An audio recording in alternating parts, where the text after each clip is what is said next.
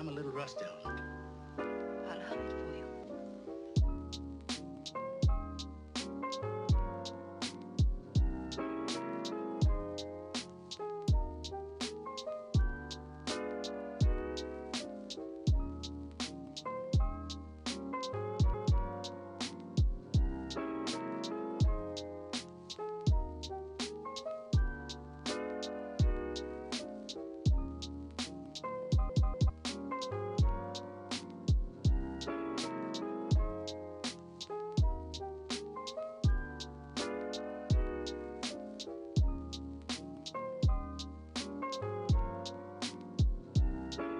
All right, round two. You know, you guys be thankful that I checked my mic levels before I turn my mic on, because boy, sometimes when it sounds off and all unequal, does it sound fucking awful. Okay. Anyway, let's get going. Let's do the intro real quick. Good morning, good afternoon, good evening, whenever you might be watching this. My name is Josh, and welcome to my channel. On here we talk news, politics, and current events, and kind of rushing a little bit because we're about 15 minutes late because technical issues. Because that's kind of life. Computers, man. I'm not a big, you know. People always tell me like, "Oh, Josh, you know your way around a computer so well." I don't, almost at all. Just I've been around them for my whole life, like a lot of younger people, and because of that, it's you know, I at least have a basic understanding of how to do stuff. But when something breaks, I most of the time don't know how to fix it. I just turn it off and turn it back on like any normal person. Anyway, let's get started, shall we? So, you know, without any further ado, Florida. So, Florida is a state in the United States where, under Ron DeSantis' leadership, we have seen a huge rise in anti-LGBT, anti-trans, generally anti-freedom laws passed and signed, passed in the state and signed by the governor, Ron DeSantis. One of those was the Parental Rights Act. If I remember correctly, this was signed last year and will take into effect this year, or maybe earlier this year. But point is, as it is taking into effect, we are kind of seeing in Orange County, a demonstration as to what Ron DeSantis, you know, when he says "Make America Florida" or whatever the fuck, you know, this is what you have to look forward to. So, students banned from using nicknames under new anti-trans Orange County school guidance.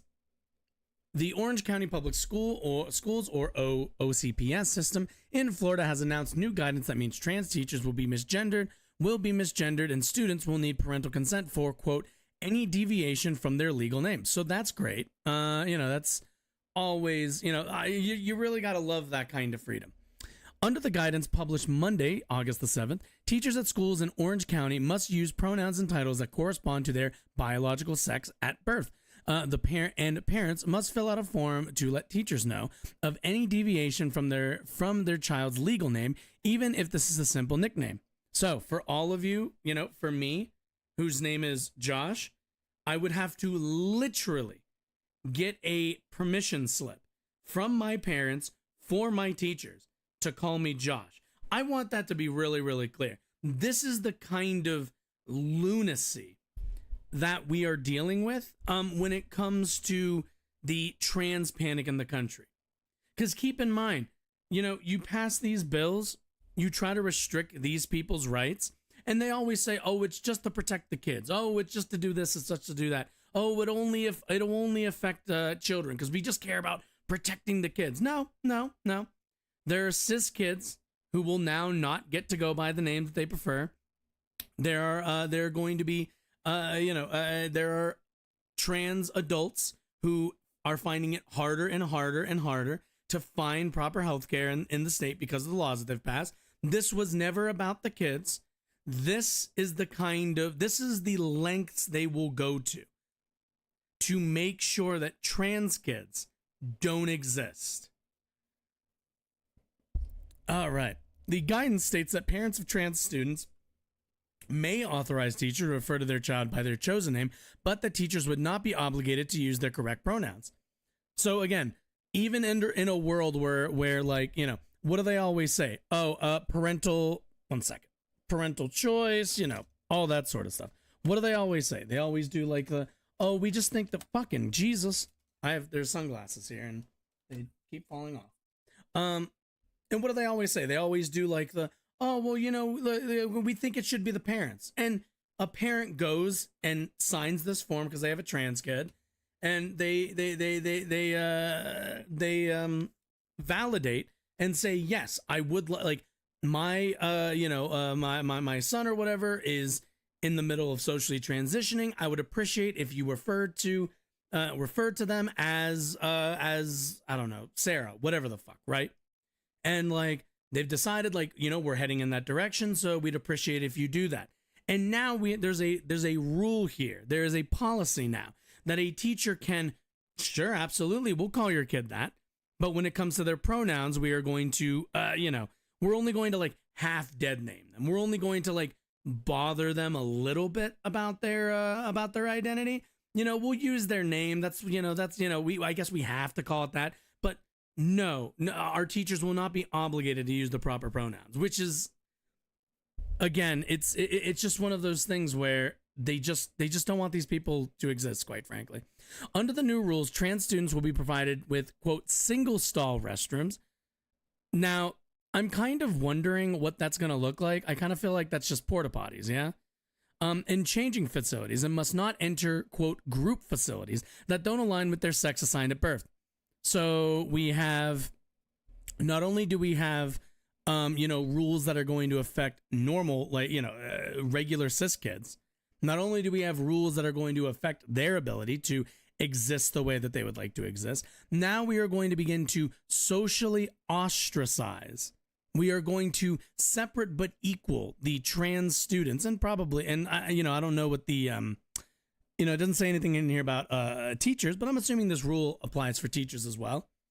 So if you're a trans student, if you're a trans teacher, and you work at one of these public schools in Orange County, you will be ostracized by being forced under penalty of law to use separate facilities. This is quite literally separate but equal. There will be a penalty for any student who enters a bathroom or changing facility aligned with their gender.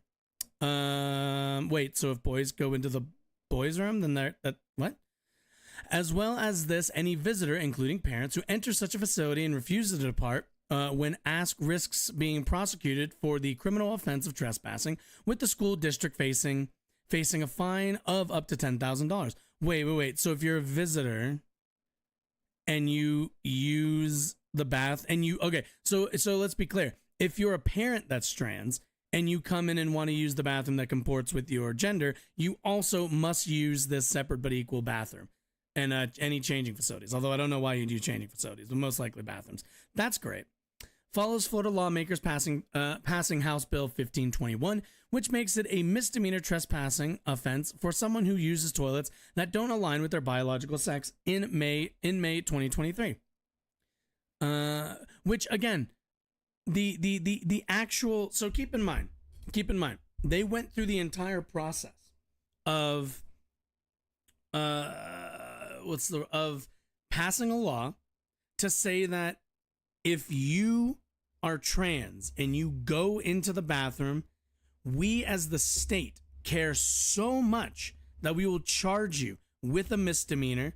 We will incur, like lawyers' bills. We will put the system to work to give you a $10,000 fine for using the bathroom that comports with your gender. Now, again, the big question is always going to be, well, how do they enforce this?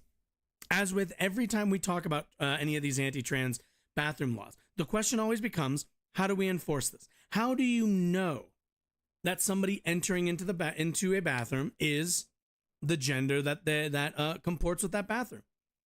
And most people, and somebody like dumb and brain-addled might go like, oh, well, I would know because I look at them and I go, oh, obviously that's a woman. But we've all seen like passing trans women. So obviously there is a, I've been mistaken for a woman before because I have long hair. Like, the idea that there is any real way to tell somebody's biological underpinnings just based on looking at them is absurd. And it's just bullshit. It's lies. So what's the solution here? Do we have a police officer checking people's identification outside of every single bathroom? Does Florida have the staffing to do that? I don't really think so. But the thing is that, like, it's not supposed to be serious. Like, it's an absurd ask, and it's an absurd standard to set. And this is why, like, when we talk about ostracization, it doesn't have to work. They don't have to be able to actually do this.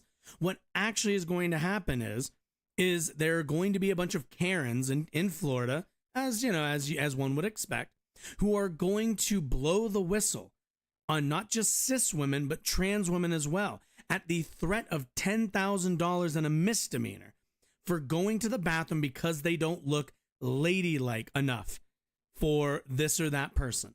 And that's what's going to be the outcome of this. It's simply going to be that normal people are going to get bothered going to the bathroom from a bunch of nosy Karens and a bunch of nosy assholes who can't just let people go to the restroom. And because of that, it's there to incentivize trans people to just not bother in public. Be trans in your own home, but when you walk outside the door, you need to be whatever gender we say you are based on our societal standards. And what's funny enough is, like, these are the same people who will say things like, we don't leave our Christianity at the church door and stuff like that. It's just absurd.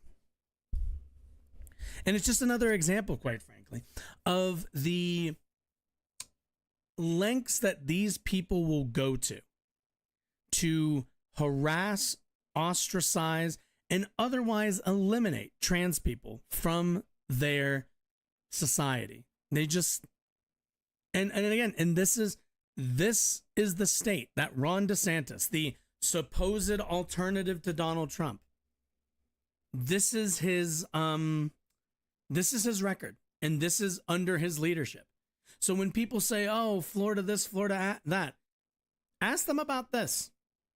Ask them about House Bill 1521 and ask them to explain how how any of this is how any of this aligns with freedom, how any of this aligns with any reasonable way to run a society. I want to take a look at the actual bill if we can. Just obviously we're not looking at like the raw text, but okay. In 2021, the legislature enacted HB 241, the Parents' Bill of Rights, codified in Chapter 1014 FS.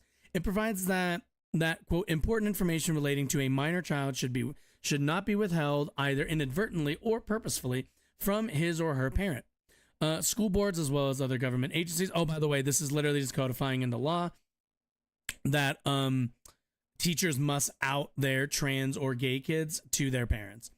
School boards as well as other government agencies may not infringe upon the fundamental rights of parents unless it is, quote, reasonable and necessary to achieve a compelling state interest, and that such action is narrowly tailored and is not otherwise served by a less restrictive means. These rights include the right to, quote, direct the education and care of the parent's minor child. Finally, school boards must adopt a policy to promote parental involvement in the schools, including a process to object to instructional material, opt out of sex which, by the way, this all already exists, and other rights previously enacted in the Education Code. Further, in 2022, the legislature enacted HB, I want to zoom in actually, it's small text. 2022, the legislature enacted HB 1557 entitled Parental Rights in Education. This bill amended the powers and duties of the district school boards. It requires school boards to adopt procedures for notifying parents and legal guardians if if there is a change in the students' services or monitoring related to the student's mental, emotional, or physical health or well-being, and the school's ability to provide a safe and supportive learning environment for the student. Again, same thing. It's the same we need to know at all times what's going on with our kids, because if we don't know, if we don't know our kid might be thinking that they're gay, then we can't, send them to conversion camps or something. District procedures can only permit withholding information from a parent or legal guardian, quote, if a reasonable, prudent person would believe that disclosure would result in abuse, abandonment, or neglect. By the way, you have to prove that. You would have to literally prove abuse, abandonment, or neglect. The legislature also added to the superintendent's duties and responsibilities, provides that, quote, such records and reports shall include any determination to withhold from a parent information regarding the provision of any services to support the mental, physical, and emotional well-being of the parent's minor child. Any such determination must be based solely on child-specific information, personally known to the school personnel, and documented and approved by the school principal or his or her designee. Sure, whatever. Such determination must be annually reviewed and redetermined.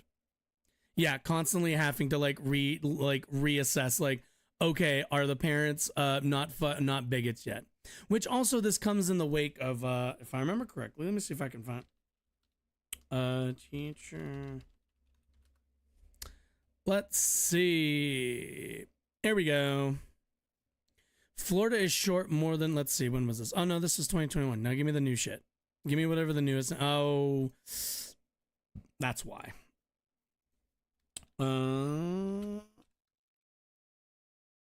Let's see. 6 days ago. There we go. See, Google knows how to fucking organize stuff. Tampa, Florida. With the first day of the school new year approaching, Florida is facing one of the country's worst teacher shortages, the state's largest teachers union said Wednesday. Andrew Spar, president of the Florida Education Association, said there are roughly 8,000 teachers and 6,000 support staff vacancies across the state. Spar blames the political climate for causing the classroom controversies and low salaries, with Florida ranking 48th in the nation in average teacher pay. Florida, quote, Florida is dealing with, if not the worst, one of the worst teacher shortage situations in the nation. While beginning teacher pay has improved significantly over the last few years, you can't bring people in and not continue to allow for growth in pay, because they will leave. And that's what we're seeing. When you see people who have been working in districts for 15 to 20 years making a little bit more than the same as someone just coming in the door, they tend to dislike that and leave the profession. In some counties, however, the situation has improved. Hillsborough Schools currently has about 530 vacancies, down from nearly 700 a year ago. In Pasco County, I didn't even see the C. In Pasco County, there are about 230 openings, compared to about 400 at this time last year. George Papanuel, Jesus, Pasco School's recruitment manager, attributes the improvement to a tax referendum passed by voters last year that raised teacher salaries. I can report that has to have a direct correlation to why we have 150 or more or less openings issue than we did a year ago at this time. Education leaders worry the shortage could impact class size, but they won't know for sure until the school year gets underway next week. So let's be really clear here. Florida's dealing with a shortage of teachers, partially because of teacher pay and partially because of the environment that Ron DeSantis and the Florida legislature has created. And because of the way that they've decided to go after trans kids and trans people in general in the state through education, it is going to lead to a reduction in the quality of education for everybody. They are willing to sacrifice everybody's kids' education if they can just discriminate a little bit more against trans people. And, the only thing I really have to say is it certainly warms my heart to know that Ron DeSantis will not be a viable candidate for president anytime soon, considering the fact that he is, quite frankly, a rather uncharismatic, really weird, awkward fuckwad. And, I guess I guess in a way that's how we reach a bit of a balance in the world, right? Just a bit of a balance. But I'm telling you, man, they don't. It's just like they can't help themselves, and that's and that will, at the end of the day, I hope, bite them in the ass that they can't help themselves, that they are so determined to ostracize trans people and LGBT people more broadly that the majority of Republican Party voters will be dissuaded from voting for these people. But unfortunately, there is a strong base of support for those sorts of people, sadly, and those sorts of actions. Anyway, should we? Oh, okay. Let's watch a video about ghost guns, and then we'll read this article about the Supreme Court's decision. Yeah? Sounds good? Yeah? Douglas County Sheriff's Office is continuing to look for a third suspect in the shooting death of 14-year-old Kyra Scott. And investigators arrested her 13-year-old brother and a 19-year-old. Both are charged with her murder. The sheriff says the 13-year-old was allegedly selling ghost guns. And then the 19-year-old and another suspect came to the home and stole one, causing the brother to open fire and accidentally shooting his 14-year-old sister, killing her. 11 Alive's Don White is in the studio with us tonight, explaining why they're called ghost guns and why anyone can legally buy parts to make them. Don. Well, ghost guns are untraceable firearms made from parts bought online. The Atlanta criminal defense lawyer that we spoke to for this story, he says you don't have to be of a certain age to buy the parts online. Federal law right now does not control or cover ghost guns. And so no matter who you are, if you're a child, if you're a convicted felon, if you're a terrorist, you can go online and purchase these parts, get the parts, construct a firearm, even though it would have been illegal for you to possess that firearm if you went to the store and tried to purchase it. 11 Alive legal analyst Paige Pate says it's a federal crime to scratch off a serial number from a firearm. But there's a loophole with ghost guns, since they're made without a serial number and are sold as just parts. Under federal law, the part for a firearm is not a firearm. And federal law only regulates firearms. Now, there's an exception if it's an automatic weapon. A part of a machine gun is still a machine gun. But for a regular firearm, a semi-automatic firearm, a part is not the firearm. The Douglas County Sheriff's Office says the brother had been making and selling the homemade weapons on the street. Now, some people may be wondering, could his parents face criminal charges? There is a Georgia law called reckless conduct, and it can apply when Jeez, that's fucking vague. So negligent that he or she is allowing things to happen in the house that could be criminal and that could ultimately hurt someone, and that's exactly what happened here. Pate says it doesn't matter if a parent knew their child was making guns in the home. You have a certain obligation as a parent to know what's happening in your house, especially with your kids.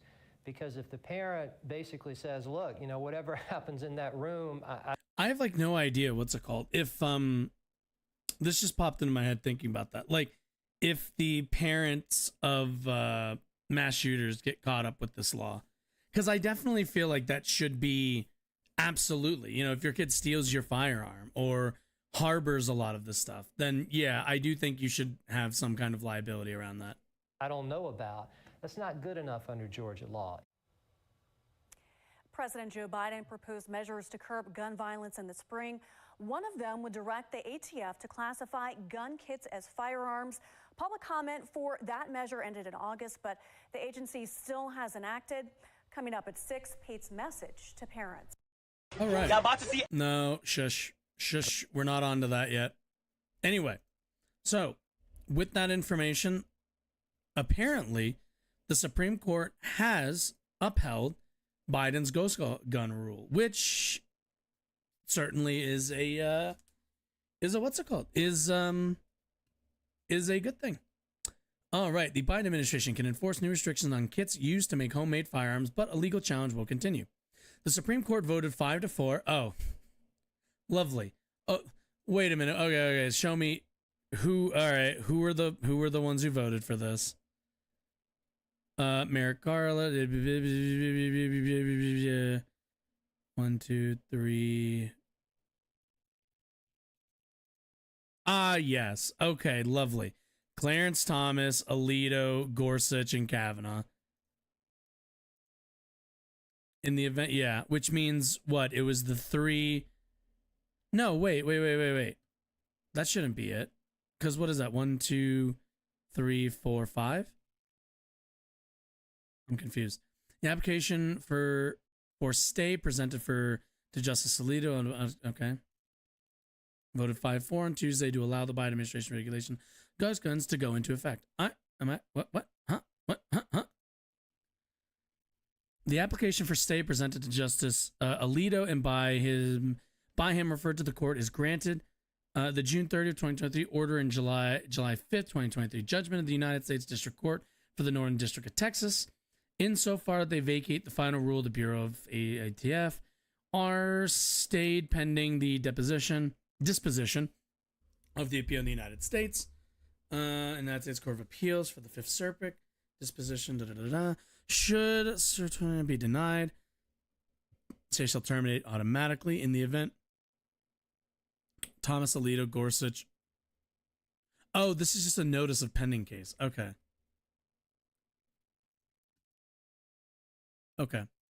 We'll just read the article. Allow Biden administration regulations, so-called ghost guns, to go into effect. The ruling is a temporary victory for the administration, but a lawsuit challenging the regulations will continue in the lower courts. Let's a little bit bigger. Yeah, sure. 2 conservative justices, John Robertson, Amy Coney Barrett, joined. Oh, Robertson, Barrett. Okay, Kavanaugh. Okay, so those were the. Okay. 2 conservative justices, John Robertson, Amy Coney Barrett, joined with the court's 3 liberals to allow the government to begin enforcing the regulations that were celebrated by groups pushing for tighter gun laws. 4 other conservative justices dissented. At issue are kits used to make homemade firearms, which are commonly called ghost guns because they don't have serial numbers that make them traceable. The ATF rolled out regulations on these kits last year that required them to have serial numbers and ordered sellers to keep transaction records and run background checks on buyers. A company that sells gun parts and pro-Second Amendment groups sued to overturn the rule. They argue that the ATF overstepped its authority by broadening the definition of a firearm in the rule. Judge Reed O'Connor, a conservative in the Northern District of Texas, shocker, blocked the rule from taking effect nationwide last month. The Fifth Circuit Court of Appeals left O'Connor's ruling in place. The Biden administration then filed an emergency appeal at the Supreme Court, urging the court to reinstate the rule. Lawyers for the government argued that unassembling ghost guns should be treated like guns that come fully assembled. Every speaker of English would recognize that a tax on sales of bookshelves applies to IKEA when it sells boxes of parts and tools and instructions for assembling them into bookshelves. Oh, wow. Strong. Yeah, okay. The court's insistence on treating guns differently contradicts ordinary usage and makes a mockery of Congress's careful regulatory scheme.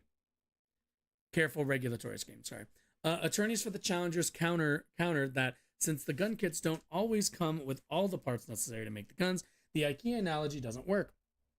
A better analogy would be to a taco kit sold as a bundle by a grocery store that includes taco shells, seasoning packets, salsa, and other toppings, along with a slab of raw beef, they argued. No one would call the taco kit a taco. In addition to assembly, turning it into one would require cutting or grinding and cooking the meat. And until that was done, it would be nonsensical to treat it as food and the equivalent of a taco. Whoa, wait. Okay. First of all of those things are food. You don't have to make a taco to make, let's say, taco salad. You can literally take all of that stuff and make taco salad with it. And it's not technically a taco.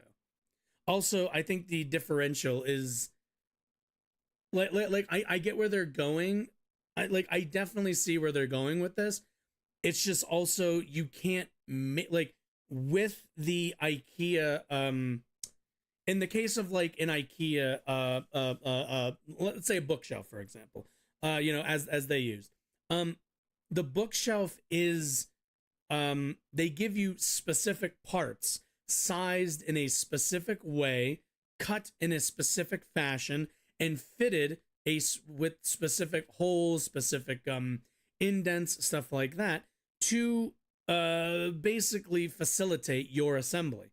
The idea that like they're just giving you a box of wood and you kind of put it together is a bit absurd, because it's not just a box of wood. It's a box of wood that's been painted, that's been sanded down, that like there's quite a lot of processes that have already happened before you even get to the part where it becomes a bookshelf.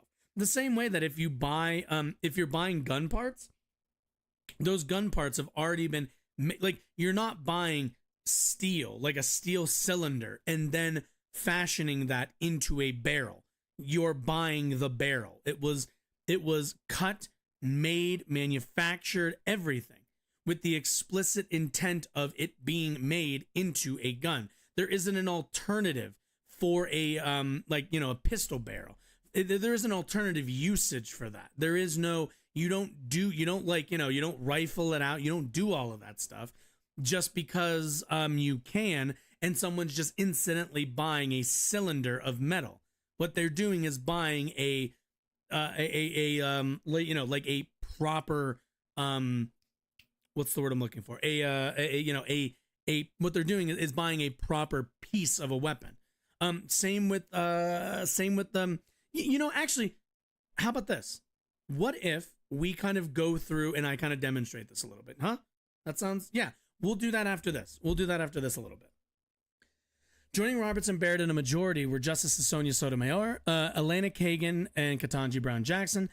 Justices Clarence Thomas, Sam Alito, Neil Gorsuch, and Brett Kavanaugh dissented. As is common with orders on the court's so-called shadow docket, neither the majority nor the dissenters explained their reasoning. Oh, sorry, I didn't read on Tuesday, the court sided with the government. At least for now, the case now returns to the lower courts, where the challengers may continue to press their arguments. Supporters of stricter gun laws praised the ATF rule when it was rolled out last year. Quote, this final rule would shutter many of the ghost gun companies that flooded the market with untraceable ghost guns intentionally, designed to evade regulation. This is true. ATF received more than 4,500 reports from 2016 to 2021 of suspected, quote, ghost guns recovered by law enforcement officials, including almost 700 in homicide or attempted homicide investigations. According to a DOJ statement, ghost guns are, quote, difficult to trace and easy to acquire by criminals. Lovely. Okay, so let's kind of demonstrate this a little bit, right?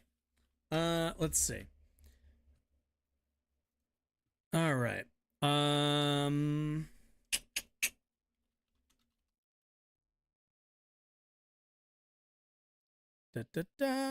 Here we go. So, let's take a look, shall we? All right. So, if you are a person, like the concept behind ghost guns is really, really simple. It's pretty much, hey, I'm basically buying, and we're going to use a Glock here. But, I'm buying all of this kind of piecemeal, and, because of that, none of this is going to be, none of this is going to be tracked. So, to take a look, let's look at, this is actually a really good example here. So, if you are if you're somebody who's not allowed to own firearms, you can readily buy this on eBay. You are able to buy the spring assembly, firing pin, covers, extractors, whole bunch of stuff, right? You're able to buy all of this. This is all kind of above board. You can buy all the internal pieces, $30. $30 for all of the internal pieces. If you wanted to, let's see, let's do lowest. Let's go like as cheap as we can possibly get. Let's see. Oh, here we go. You could buy a whole bunch of your parts. So you have, I'm assuming that's the barrel right there. Yep, you've got all of your springs. You got all of this. This will cost you $35. You can then, let's see, go down. And And it's not even like, oh, there's really not a lot of options. You got all the options on springs. Oh, you know, you can buy, these look like sights, I think. Extended slide locks, sorry. You have that. You know, you can go, might cost you, let's see, lowest you're looking at $135 for a slide with a lot of porting on it. You can get yourself a slide and let's see, can you get a barrel? You should be able to get a barrel. Let's see. Now, because the law just passed, they might have taken it. Oh, nope, right there. You can get the barrel right here along with the rest of the parts. And let's see. Let's see. No. Let's try this. Palmer. Oh, shit. Did I think I forgot.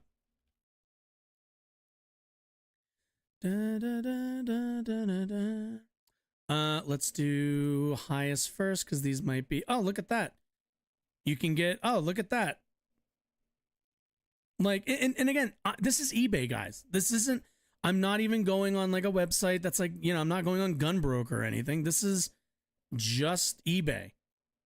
Couple $100. And the only thing you actually need, which I don't know if you can buy on here. Maybe that's like the. Oh wait, what is this? Oh, that's a just trigger. But yeah, if you can't find it on here, I'm pretty sure. Let's see.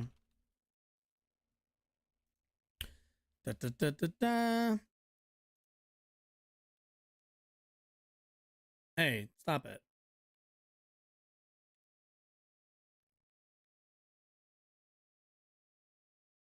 All right. And yeah, Polymer 80 build kit, $350. To be honest, you could actually just go here, buy this, and I'm pretty sure you can just get this sent to your house. $350, nothing. No, nothing. No, you know, and this is only coming with, and what you're buying, understand what you're buying. So when they talk about ghost guns, right? What you're primarily buying and what the kits are primarily selling you is the tan part, is the actual lower receiver.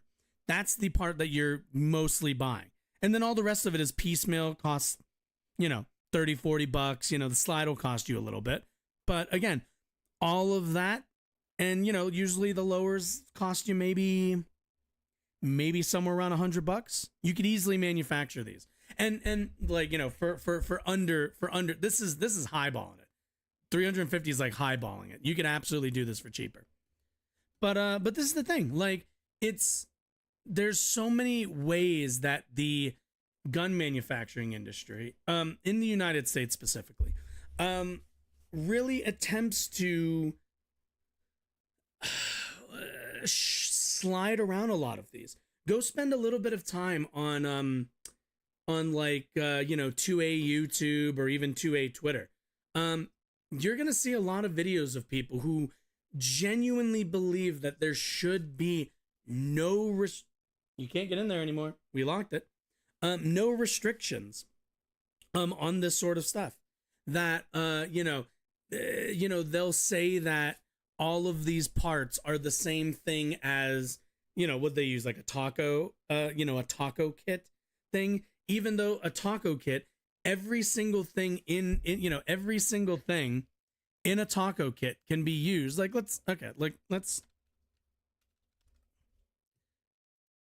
like, now I'm kind of like, all right, we'll go over it. We'll do it. If I can, like, assuming I can find a good picture of what that will look like. Okay, no. Because like I get where they're trying to come from with the taco kit argument, but I actually think it's pretty asinine. Like, it's a pretty weak argument, quite frankly. Let's see. Let's see.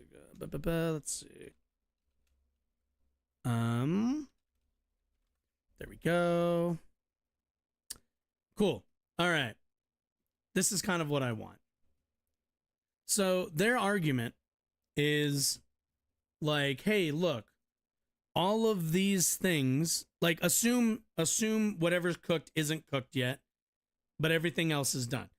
They're trying to make the argument that, like, well, look, you wouldn't reasonably call all of these things, all like in disparate, unconnected to each other, unless you combine them, it doesn't equal a taco, right? But at the end of the day, what somebody does when they buy this stuff is they want to make food. They might not even use the tortillas or the taco shells. They might not use the pico de gallo. You can still have a taco with only 2 elements. As long as you have 2 elements, it's a taco. And even then, the definition of taco is pretty pretty loose. We have, I mentioned earlier, like taco salad, stuff like that. Like, at the end of the day, all of these ingredients are all used for food consumption.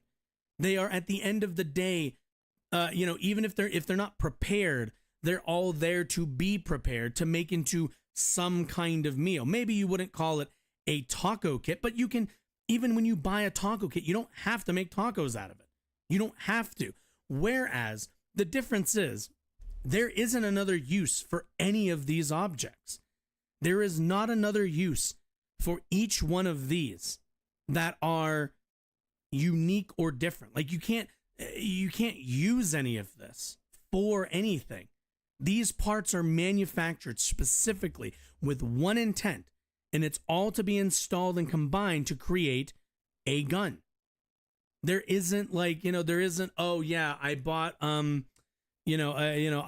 bought this this Glock barrel. Not because I'm using it in a Glock, I'm using it as like a pen holder, or as a I'm gonna fashion it into like a sharpener or something. Like, it's not. To make this argument, you would have to like believe that any of these parts can be used in other things for other uses, and they're just not. There's nothing else to use these with. But that's the argument they're going to try and make. I don't suppose it's going to be very successful. Clearly, the Supreme Court allowed them, luckily allowed them to keep hearing arguments in the lower courts, but we'll kind of see how this plays out. I'll be certainly curious. I'm not sure where the argument is for the existence of ghost guns. Certainly, there are people who will say that there shouldn't be any registration or anything like that of firearms. I strongly disagree with that. But certainly, like, adding serial numbers to things is not an infringement on your rights. Certainly. But either way. All right. Should we head into the legally distinct fun half? Yeah. Yeah. I think that's a good idea. Let's do it. Pat, what are you doing? Okay. You stay there. Okay. Stick around, hang out, enjoy. We'll be back. So do not shop at Target, or else you're gay. Spit in my mouth, look in my eyes. Just to simplify this, I think we're just going to use. But may keep the pantyhose on. This feels kind of good, actually. Larger than that, Charlie. I live like a capitalist every single day. Beat it up, N-word. What is more important to our culture than the Joker?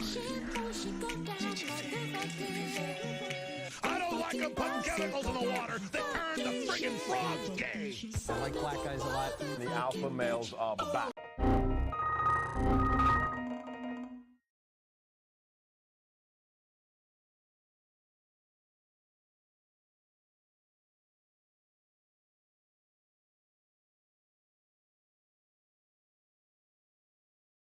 All right, we are back. So, I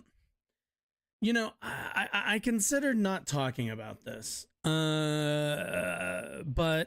I kind of thought to myself a little bit like, all right, there's an angle we can go about this, and I'll feel a little bit better about it. So, I want to take a look at the Cenat riot from over the weekend, and I want to preface a lot of this by saying, you know, we live, I think, in a society that really doesn't like the youths, really doesn't like young people very much. You know, considering the lengths to which the Republican Party will go to and the Supreme Court will go to fuck over young people in terms of debt relief, you know, the insistence on you know, continuing the damaging effects of COVID, of climate change. You know, it's just, there's, you know, I believe, if I remember correctly, there was some senator or somebody arguing that people of a certain age group should have to pass like a civics quiz. Literally, like, wanted to create a poll test for young people. So, you know, our society and young people don't exactly have the most cohesive relationship. And I think part of it is because we really don't understand this generation of kids. You know, there's really a, I think, huge lack of understanding in terms of like what our what our kids, I think, not just are interested in, but like how they like I feel like part of it is we don't understand how they conceptualize themselves, and because of that there's just so much pushback and so much anxiety over the way that they kind of operate and exist in our society. And I kind of want to keep that in mind as we watch this, as we go through a little bit of this, shall we? But enough of me. Let's just jump into it, shall we? Everybody for themselves. There's a war out there, man. This morning, a popular Twitch streamer is out on bail in New York City. Investigators say he incited a riot causing chaos. We now know more than 60 people were arrested during this event, and hundreds of people were treated for minor injuries. Jesus. New York police say Cenat promised his more than 6 million Twitch followers that he would have free PlayStation 5s to give away at this event, but he did not have them and quickly lost control of the crowd. Yeah, no NYPD shit. confirms the crowd was largely made of thousands of underage teenagers. Witnesses say these teens gathered in this area quickly went from riled up to violent. That is kind of what happens. I saw people fighting around me. I saw two guys. Oh, shut up. I don't care. Yeah, get an old guy to tell. Yeah, get like an old guy. So this is the thing, right? Is it's like, these are all fucking kids. Like, these are all fucking babies. Like, like you look at the crowd and you can see how like all of these kids are just a bunch of Twitch watchers who, you know, probably, you know, are still anywhere between 4 to 5 years from being of the legal age of voting. And there were 60 arrests. Tonight, charges filed against a social media star for allegedly sparking a massive riot in Manhattan's Union Square, leading to 65 arrests and multiple injuries. We saw the specific combo of clips. They threw cones, they threw chairs. Police charged influencer Cenat with inciting a riot and I want everyone, okay, and like, you know, not to get too politics Andy about this, but like, I want us all to think about this really quickly. A social media, you know, Twitch star, who's black, by the way, and has a very black audience, you know, hosts a, you know, decides to do like a fake dumb giveaway thing that sparks off a riot in the middle of New York City, right? Now, what I find, I think, a bit damning to a degree is the immediacy of the police response and the brutality of that police response to what is, quite frankly, a bunch of teenagers getting, you know, getting way too excited and way too rowdy and certainly causing damage. Nobody's saying that they didn't, but like, I want us to contrast that with what else is going on in the news right now. Donald Trump right now is being indicted over his actions during January 6th. It has been 3 years, 2 years, 2 years, right? Yeah, it has been 2 years, 3 years. It has been 2 years. And we are only now beginning to see legal action finally come down the bend for January 6th for Donald Trump. It took that long for that very obvious coup attempt. And, as idiotic as it was. But it took how long for the cops to get their shit together, for, them to get a hold of the building, everything that happened on January 6th. And, we all saw the responses. We saw police, kind of hanging out with the rioters and taking pictures with them. We saw police open the gates to them, let them kind of into the Capitol grounds, do all of that. We know that this was a violent crowd looking for the death of certain individuals. We know that the people who organized this event knew that there was some possibility of violence and certainly kept stoking the rhetoric that would only lead to more violence. And we've waited this long, and it's going to be an entire political process. We are going to have to sit through so much of a process, all for something that's blatantly obvious and something that should have happened, quite frankly, like within a year of January 6th. But when it's a bunch of teenagers, when it's a bunch of black teenagers, when it's a black streamer, cops are at the ready. Cops are absolutely at the ready. When it's teenagers, when it's a bunch of people just, it's funny. I texted my dad on January 6th. He's a conservative, mind you. And I asked him what the hell was going on. And you know what his answer was? His answer was there wasn't enough, they didn't prepare enough police. Shocker. Wonder why. A. And B, that there were some people in the crowd that got instigated and things got out of hand. A few bad apples led to a lot of people, the whole thing just getting out of hand.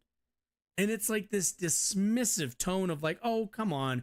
They were just tourists. They were just touring the grounds. They were just, they weren't breaking in. They were just trying. They all forgot that, they all tried to kitty pride their way through the windows and doors and, realized that, no, actually, they don't have mutant powers. So they just went straight through them. Like, no, we know what these people were doing and we know why they were doing it. And the funny thing is that the response to that sort of thing is from the police wildly underestimated and under-responded to. But something like this kind of event, 60 arrests day of, we saw that kid bleeding. It's just, it's very evident the things that our society holds a bias towards. A lot of it is property damage because that's the main thing. The worst thing that happens to Times Square, or was it Union Station? Wherever they held this. I can't remember if it was Times Square, Union Station. But the main outcome to a lot of this is property damage. That's really the largest extent of that's the biggest harm created here. Not to say again, property damage isn't good. You shouldn't commit property vandalism. I've had my property vandalized, but I tell that to the cops and they go, man, nothing we can do about it. But when it's businesses, when it's all these people who spend a lot of money to have their businesses in the middle of the city, suddenly that's when cops are ready and at the ready to beat the shit out of protesters. Or beat the shit out of I guess assemblers, right? Assemblers. And now for the first time, we're seeing how the event unfolded for Cenat in a live stream of his arrival in Union Square. Okay, Union Square. It was police that had to save him from the very mess he created. You have to pull up. 2 days before the incident, he posted online that he was going to be holding a giveaway. We gonna ask y'all random questions, bro. If you get it right, boom, you get a PS5, just like that. A promise of gaming consoles, gear, and $100 gift cards. All MTA trains and all that on it. I know y'all not in school yet, so clear y'all schedules. Cenat posting this to his 6.5 million And, like, followers on Twitch. Let's keep it clear. Let's be really clear. Cenat is a fucking idiot for doing this. And overall, I've seen a bit of his content. He seems like a fucking idiot, like, outside of this specific case. He's, how old is this fucking kid? I'm gonna guess probably below 20, 23. That's kind of my, let's see. Oh my God, he was born in 2001. Ah, look at that. I was right. This dude is 21. Like, yeah, a dumb fuck 21-year-old. Absolutely. Like, this is somebody who got really, really rich really, really fast. And obviously, you know, I mean, this is the life of when you make it really quick and really fast. You blow a lot of money and do a lot of stupid shit. Which, again, like, all right, live your life, man. Like, I'm happy for him. Shit. You know, good for you. You made it. You know? I don't know what neighborhood you grew up in, but, you know, if it wasn't a good one, then made it out of your neighborhood, man. A live streaming service, mainly for gamers, where he ranks as one Yes, of the we most know what Twitch subscribed is. users of all time and has around 15 million followers across all social media. The Oh, NYPD that saying cursed the crowd's X. made up of mostly underage kids. went Yeah, from these are all unruly kids. to violent fast. Yep. They destroyed food Yeah, and trucks, like, they destroyed stores. Street artist Franklin Casera says he was too close for comfort. But I saw people fighting around me. I saw two guys. yeah, and like, you know, they're beating the shit out of the car. Like, yeah, this isn't Street Fighter. What the fuck? And again, at the end of the day, I'm not like, this isn't to say none of this was violent, but I want everybody to understand that, like, or at the very least, have an awareness of the disparate responses for when it's a bunch of teenagers acting violently and when it's a bunch of right wingers who, quite frankly, are acting violently because they want to take over the country. They went down my stop, so I was really scared. Leaving a cyber celebrity to millions, now in the spotlight for all the wrong reasons. George joins me now from Union Square Park in New York. George, are we hearing anything from the social media star? Jose Cenat's reps say they are cooperating fully with authorities. In a statement they just released, they damn sure better. Disheartened by the disorderly conduct, and they do not condone the behavior. Oh my God. Do you think Cenat said that he was disheartened by the behavior? Y'all about to see NYPD, bro. Look, police over there. Welcome to New York, bro. I'm telling you, it's a lot of y'all out there right now. Everybody who's out there, make sure y'all safe. Appreciate everybody who popped out for y'all, bro. When did this get posted? Safe. Bro, we're not going to do nothing until it's 4 safe. days? Okay. We gotta make sure it's safe. Everybody's good. But find us already. And keep in mind, again, this is trying to wrangle teenagers with a video of like, hey, everyone be chill, everyone be calm. Like, no, they're teenagers. They're like, this would be the equivalent of like some like, you know, some like pop star showing up just on the streets and being like, hey, just come up and talk to me. I'm a normal person. Or like, you know, being like, hey, come say hi, da da da da, and we'll give you something. Like, of course, like a ton of people are gonna show up for that. This is just for teenagers, though. You know, it's. Play this whole side if you could, so he can see. Yeah, look. We got home court advantage, bro. Home court advantage. So we camera. We got the mafia.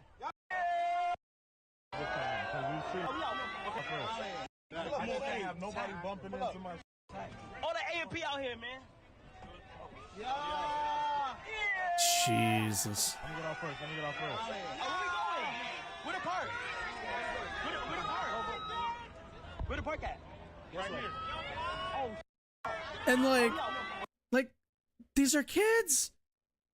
Look at this kid in the fucking green right in the dead ass center. He's just over here Pikachu facing. Just a bunch of kids with their fucking phones out going, oh my God, some internet celebrity. Like, it just, the response to this, I think was, I think just says a lot, you know? Yo. And keep in mind, there's like an organized way to do this. That's the part where I fall in this also. Is that like, absolutely, he should probably be charged with a lot of this because there is a way to do what he was doing and have it be organized. And all you'd have to do is contact the city and let them know what was going on. But again, these are like dumbass kids, just popping off, doing whatever. And like, this is the sort of, when you're not responsible with the sort of stuff. I don't know if he's gone on stream and talked about it yet, but.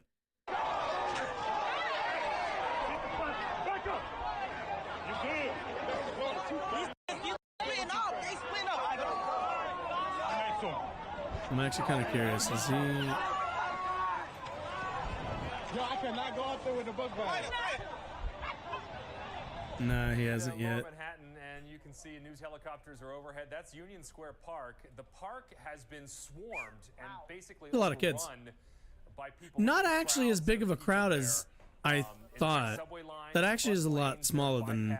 Union Square. It's a big subway. I mean, they're just kind of everywhere. And apparently, what had happened here is a popular Twitch streamer was holding a video game giveaway. If you don't know what Twitch is, you're not alone. I barely know what it is. It's How do you not know what Twitch is? Where you can watch other people play video games. Which is a thing. A lot of, Sounds clearly. incredibly boring, but obviously it's a thing. So this Clearly. guy Cenat was going to do a giveaway. He announced it on his Instagram feed. And look at this. It's basically become a mob scene there. They're on top of cars. Yep. Yeah, this is Union Square. Well, Sandra, as you can see, I am standing next to the Union Square subway station entrance where it looks like it was closed off because of construction. But look up on top of that. That's what's happening on top of the subway station entrance. There's, I can't even count. Taking pictures? People up on top of there. It's not safe to be up there, but they're in fact, if just you taking can pan to your pictures. left, they're actually on top of the statue here at Union Square. I've actually got a couple of his followers here with me who can kind of explain to us what they were expecting, what happened.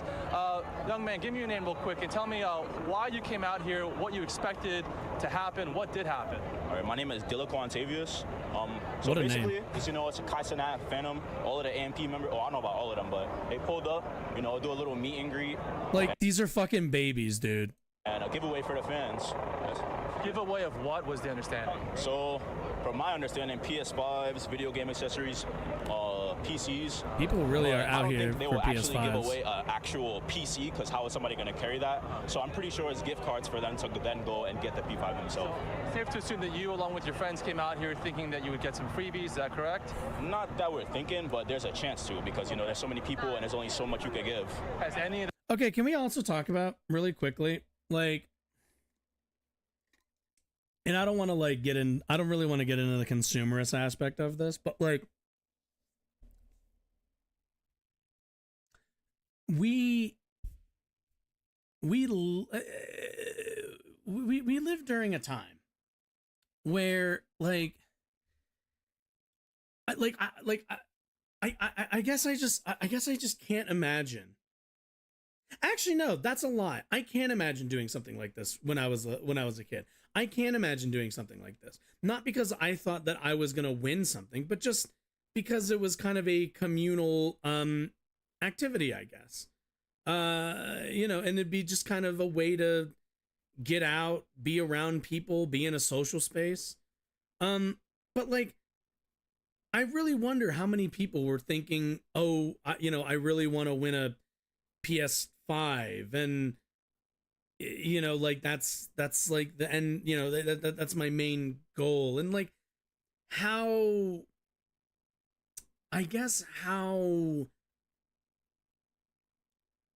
consumer driven we are these days. Like, the idea that I would go for the PS5 is kind of crazy to me, because it's like, it's just a PS5. Like, who, like, do people care that much about like just a PS5, something that you can just buy normally? They're very expensive, don't get me wrong, but the idea that you'd go this out of pocket for it is just, I don't know, man. I tend to think it just says something about like where we are as a consumer culture and about our consumption of goods, I guess. Because let's be clear, this is not a uniquely this generation thing. We have been like this. Go Google like some of the old Black Fridays from from maybe 10, 15 years ago, before they really crack down on a lot of that stuff and a lot of the insanity that people would engage in just to get, you know, a TV, you know, the plasma TV or whatever. Like, this isn't really any different from a like Black Friday craze. That happened? Is he here? He's here right now, yeah. And they were giving out, but people are being people. There's so many people here. People are pushing around, so you can't really get it organized. Okay. And before we came on, you were It's also telling me how that you get, in like, your own words that some fucking people run out here over were by the bugging out. crowd. Explain to me what you saw, what you meant by that. Bugging out, like you can see, like there's no excuse obviously for what happened, but you know stuff like that just happens all the time. You know, people being reckless. It's New York City. Stuff like this happens. It's also every day. teenagers, yeah. Well, I wouldn't say every day, but what? You know what I'm saying? Well, thank you and be safe. As you can see, Sandra, we've also heard and seen incidents of construction equipment behind me. I'm going to show you one last live look again of what's happening here. Construction equipment being tossed around. We saw smoke. I'm not sure if that was a fire or That's a camera. Smoke bomb. Again, this was all sparked by a Twitch streamer, a social media influencer. By the way, I haven't seen any reports that there was like fires or anything like that. He has 20 million followers. He asked them all to come meet him here at Union Square for what was a PlayStation. Let's be honest here. Most of this construction is probably not above ground. It's probably happening underground. Giveaway at 4 o'clock. Apparently, we're also hearing that people showed up only to find out there were no freebies. And as you heard, he is here. At one moment, he was live streaming in a van nearby, but he did step out. As you heard, he's out here. It's probably going to piss people off when they show up thinking, oh, maybe it's a free, you know, it's a giveaway, and then you show up empty-handed. Stefan, I don't want to interrupt you for one quick second right now because you're looking at live pictures of a car that was literally covered with people, and we do believe that that was the vehicle that had Kai Cenat in it, which you can see now looked as though could have been leaving the area. That is why you're seeing that crowd there chase after. That's it. That's the vehicle right there that they believe Kai Cenat is in right now. As Stefan was saying, he was there. He was in the crowd. Well, yeah, security's like right there. A little bit of time, but clearly this was an out-of-control crowd, and no freebies given away, no giveaway whatsoever getting in the car. But clearly you're looking at a very dangerous situation with this car now driving pretty fast with those people clinging on to the side. I don't know who the fuck told the driver to just keep going. Like, no, you need to get them off of the car. Like, if you're a kid, what are you gonna? If you're one of the kids, if it's going a certain speed, what are you gonna do? Jump off? That's dangerous. You hold on until they come to a normal stop, and then you get the fuck off. It's mind-boggling why they're not stopping to let these people off the car. And they, and then and that's why you just hold on. Joining us now is Bob Boyce, former NYPD, to talk more about this situation. Bob, I mean, they'll be fine. It's They're Liz kids. Cho and Sandra Bookman. I can, Liz. I can hear you. Okay, we know you're on the phone. I don't know if you have. All right, zero interest in hearing from cops, but did he really just post the entire? Yeah. Let's be real, Kai didn't know how famous or powerful he was. Let's cope. Feel bad for the people who had their cars and shops destroyed for no reason. Someone should be held accountable. Yeah, that's what's funny is like that's probably going to end up being Kai Cenat who ends up paying those people. Make sure it's safe. Yeah, obviously. Leave a 21-year-old to make a giant what's it called? Crazy like live event thing safe for a bunch of teenagers, yeah. But yeah, I mean, look, at the end of the day,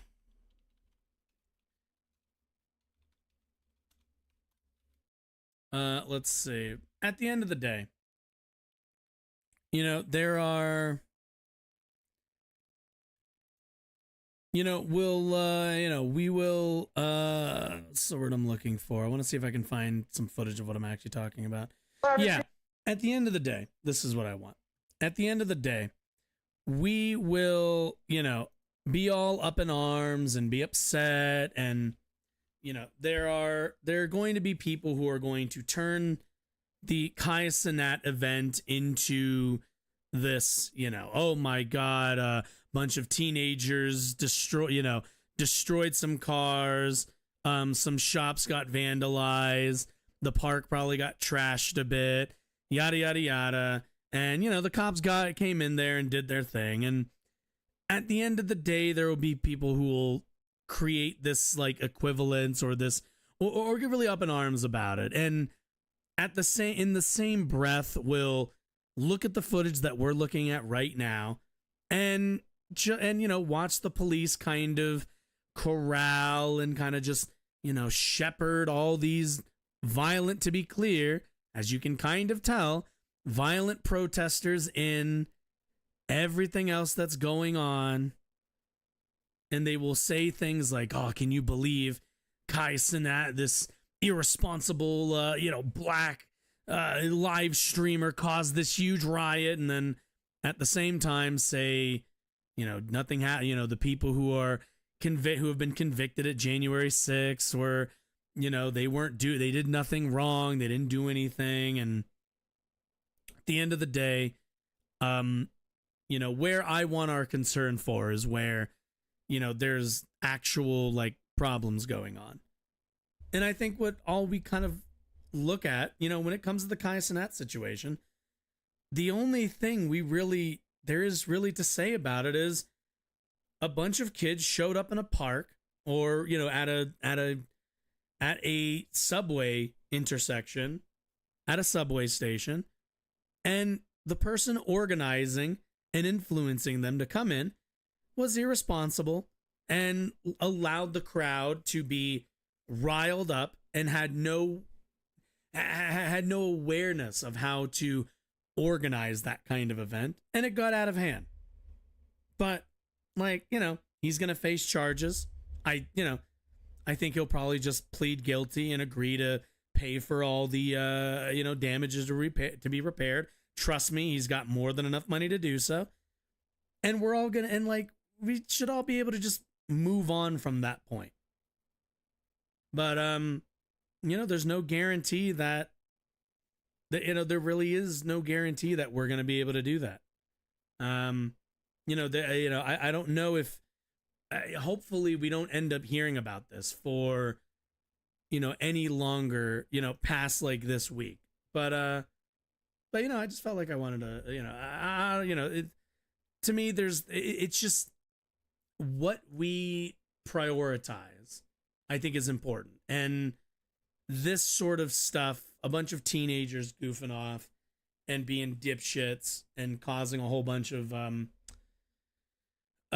damage and shit, is just, it is what it is. It's not something I think we need to talk a whole lot about or spend a whole lot of time on, or let people, I think, frame it in a worse way than it should be. But that's just me.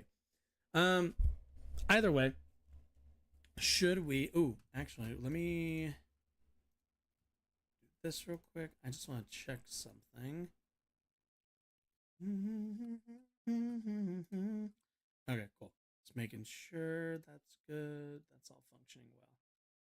Sorry, sometimes when I restart the computer, it doesn't like functioning properly. Well, afterwards all the time. Or if I forgot to do something. Let's do this. Let's take these off the playlist. All right, should we do the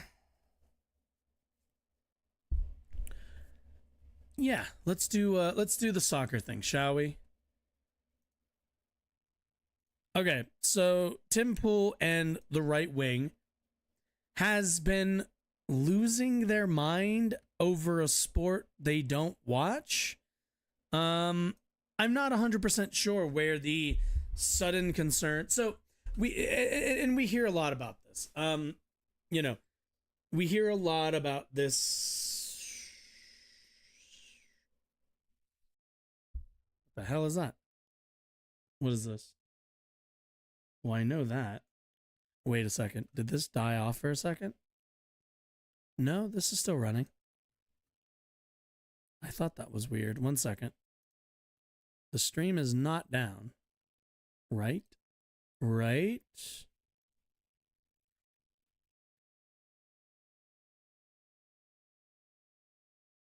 Uh-huh.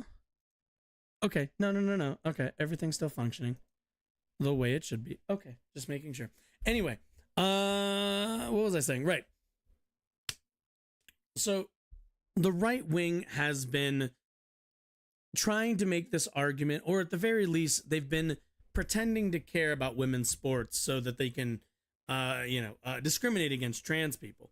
For the last, better part of the last year now, even though at pretty much every opportunity that they can get, they take that opportunity to deride, to mock, and otherwise demean the existence of women's sports. They do this because, and let's be clear, they hate women. There's really no other explanation. It's just conservatives, your Matt Walsh's, your Ben Shapiro's, all the rest. They hate women. They like women when they are, when they are weak, when they are needing their protection, when they feel that they are above women. That's when they like women. But if there's ever a scenario where a woman breaks out on her own or shows some kind of, independence, that is when the conservative movement, that's when the knives really come out. And somebody who they've been particularly, or at the very least, well, I should say they're intermittently interested, is Megan Rapinoe. She is a women's U.S. soccer player. I won't pretend to know much about the soccer, the soccer scene in the United States, because most Americans don't really give a shit about the soccer scene in the United States. But a player. She's on the women's team. A strong advocate for LGBT rights. Somebody with blue/green hair. I don't know what color that's supposed to be. Kind of looks greenish to me, but maybe it's blue. I don't know. I don't really care. And because of this, because of her outspoken support of LGBT rights, and because of the color of her hair, and because at the end of the day, she's an athlete, she's a woman athlete, the right wing hates her for that. For all of those things in combination, while all at the same time. It truly bothers them to their core that one woman could be all of these things: an athlete, an advocate, all of these things. So naturally, they've suddenly been, I haven't heard about Megan Rapinoe in probably, again, the better part of a year, but now that something has happened, now they all jump on it and they're all ready to be soccer fans once again so that they can, mock the U.S. team for losing, which I thought patriotism. But either way, all of that happening, all of that prelude, let's get into it, shall we? The U.S. women's soccer team has lost. God. They've been knocked out. It's all over for them, with many people blaming Megan Rapinoe for missing a penalty kick, costing them their standing in the tournament. Now, Donald Trump is roasting them. Everyone seems to be gloating and laughing, and it's kind of sad. Keep in mind, everyone means conservatives and people who watch soccer, and literally everybody else in the States does not care, because nobody heard about this.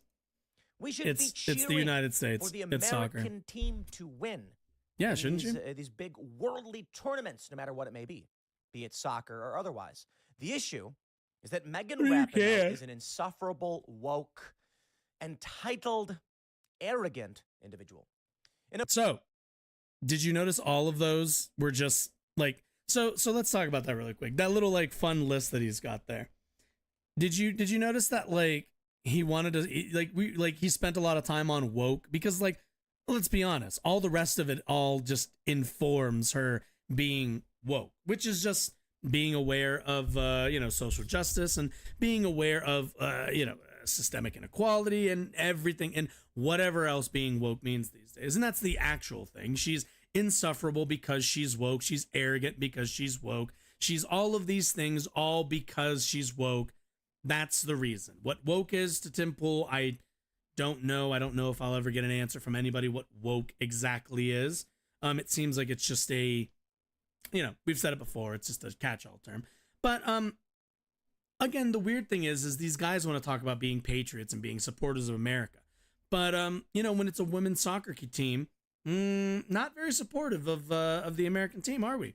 Not very patriotic, are we? Not very, that's not very, it's not very patriot. Not a very good patriotic moment. Now, is it? In a viral video from a few years ago, she's screaming about how I deserve this. You think I'm kidding? No, she's literally holding the trophy going, I deserve this. Well, I deserve it. Yeah. Wow. Yeah. It's just so awful. Wait, are they talking about, wait, I think I saw that earlier. Wasn't that like, God, these guys, okay, wait.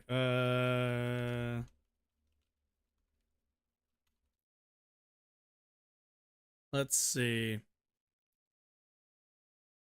No. I want to, oh, sorry. Here we go. Can I just see the clip? Do I have to like wade through? Oh my God, so cringe, did a dance. Like this at the end of the day is this is the quality of the critique here. Is it's like, oh, you did a dance that was cringy. Can I get a short, please? Oh my God, why is this so hard to find? Can I just see do I have to go to, okay, fine. Let's see. I feel like it has to be pretty high up on the list, right? Because people, if I type in deserve, is that gonna give me the video I want? What's worse is I literally saw I know exactly what video. I literally saw it earlier today. But I didn't think I'd have to fucking, what's it called? Wait. What did Trump say? I'm curious. The quote, shocking and totally unexpected loss by the U.S. women. Yeah, it's called an upset.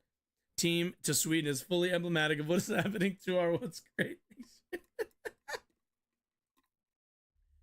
Oh my God. Under Joe Brandon, many of our players were openly hostile to America. No other country behaved in such a manner or even close. Woke equals failure. Nice shot, Megan. The USA is going to hell, MAGA.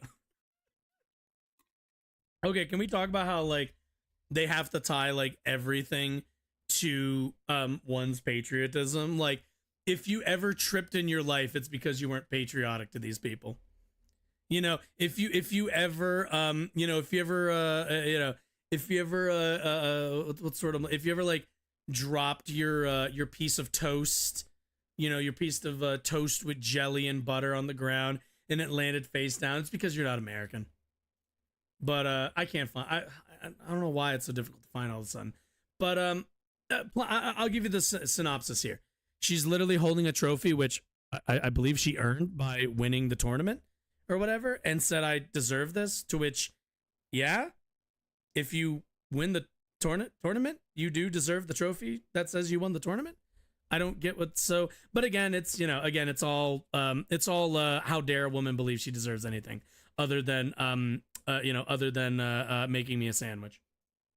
It's the difference between what is this? To me, woke is analogous to identity politics. The right invented the term to shit on people who buy into identity politics without making themselves look like hypocrites because the right use identity politics 24/7. Yeah, pretty much. I mean, let's be clear. Woke is just the rebranding of politically correct, which is a rebranding of trying to remember what the term they used before politically correct, because politically correct was the term that I heard growing up when I was a lot younger. We'd always hear about like, oh, politically correct this, politically correct that, and then they adopted, and then like it turned into woke, and it was something before, but I just don't remember what it was before that. But yeah, it's just the term for doesn't hold right-wing values, basically. What we come to expect from any victor and woke, entitled Marxist lunatics. Marxist. I like he has to like. Does Temple know anything about Marxism? Like, what is the Marxist? Because she lost a penalty kick, she's a Marxist now. Yes, I do remember when I was listening to Das Kapital. I do remember when Karl Marx spent an entire chapter on the performance of penalty kicks in the sport of football. I do remember that. That is true. Jesus. It's theirs. It belongs to them. Don't you get it? So it all comes down to a failed penalty kick between Sweden. Yeah, and now the U.S. women's team is out, and many people are calling it comeuppance. Can I see the kick? This woman clearly hates America. She would not sing the national anthem. She led, apparently, other people into not singing the national anthem. So what is the point of having you represent the United States if you so despise the place you live? Well, it would be to win the country a medal, even though she has critiques of the country. If anything, I would actually say that's like, if anything, I would say that's like rather admirable that you have, you know, if you have really strong critiques of, what's it called? Of like a country, but still choose to represent it and, you know, win championships and everything else in its name, because like at the end of the day, you like, your critiques aren't the only thing that define your relationship to the countries. Like, yeah. If I watch the shot, am I gonna get DMCA'd? I kind of feel like I will. Oh, is this it? Okay, shut up with all the music. Jesus. So apparently this is the shot. All right, let's see. What do we got? What's the... Wait, okay, so score is 2-3. Okay, so if she makes it... Okay. Oof. Yeah, happens. Yep, totally happens. Yeah, it's called sports. I don't get what's that unique about it. It's not like every time, you know, every time you, what's it called? Like, you lose at the Olympics, you're like disrespecting the country. It's, you're trying your best for the country. Like, you know, as a representative. That's a question I have. It seems it's just part of the cultural breakdown that's been happening before us. Well, Donald Trump is weighing in, ragging on Meghan. Nice shot. The U.S. is going to hell. My friends, get woke, go broke comes in many different shapes and sizes.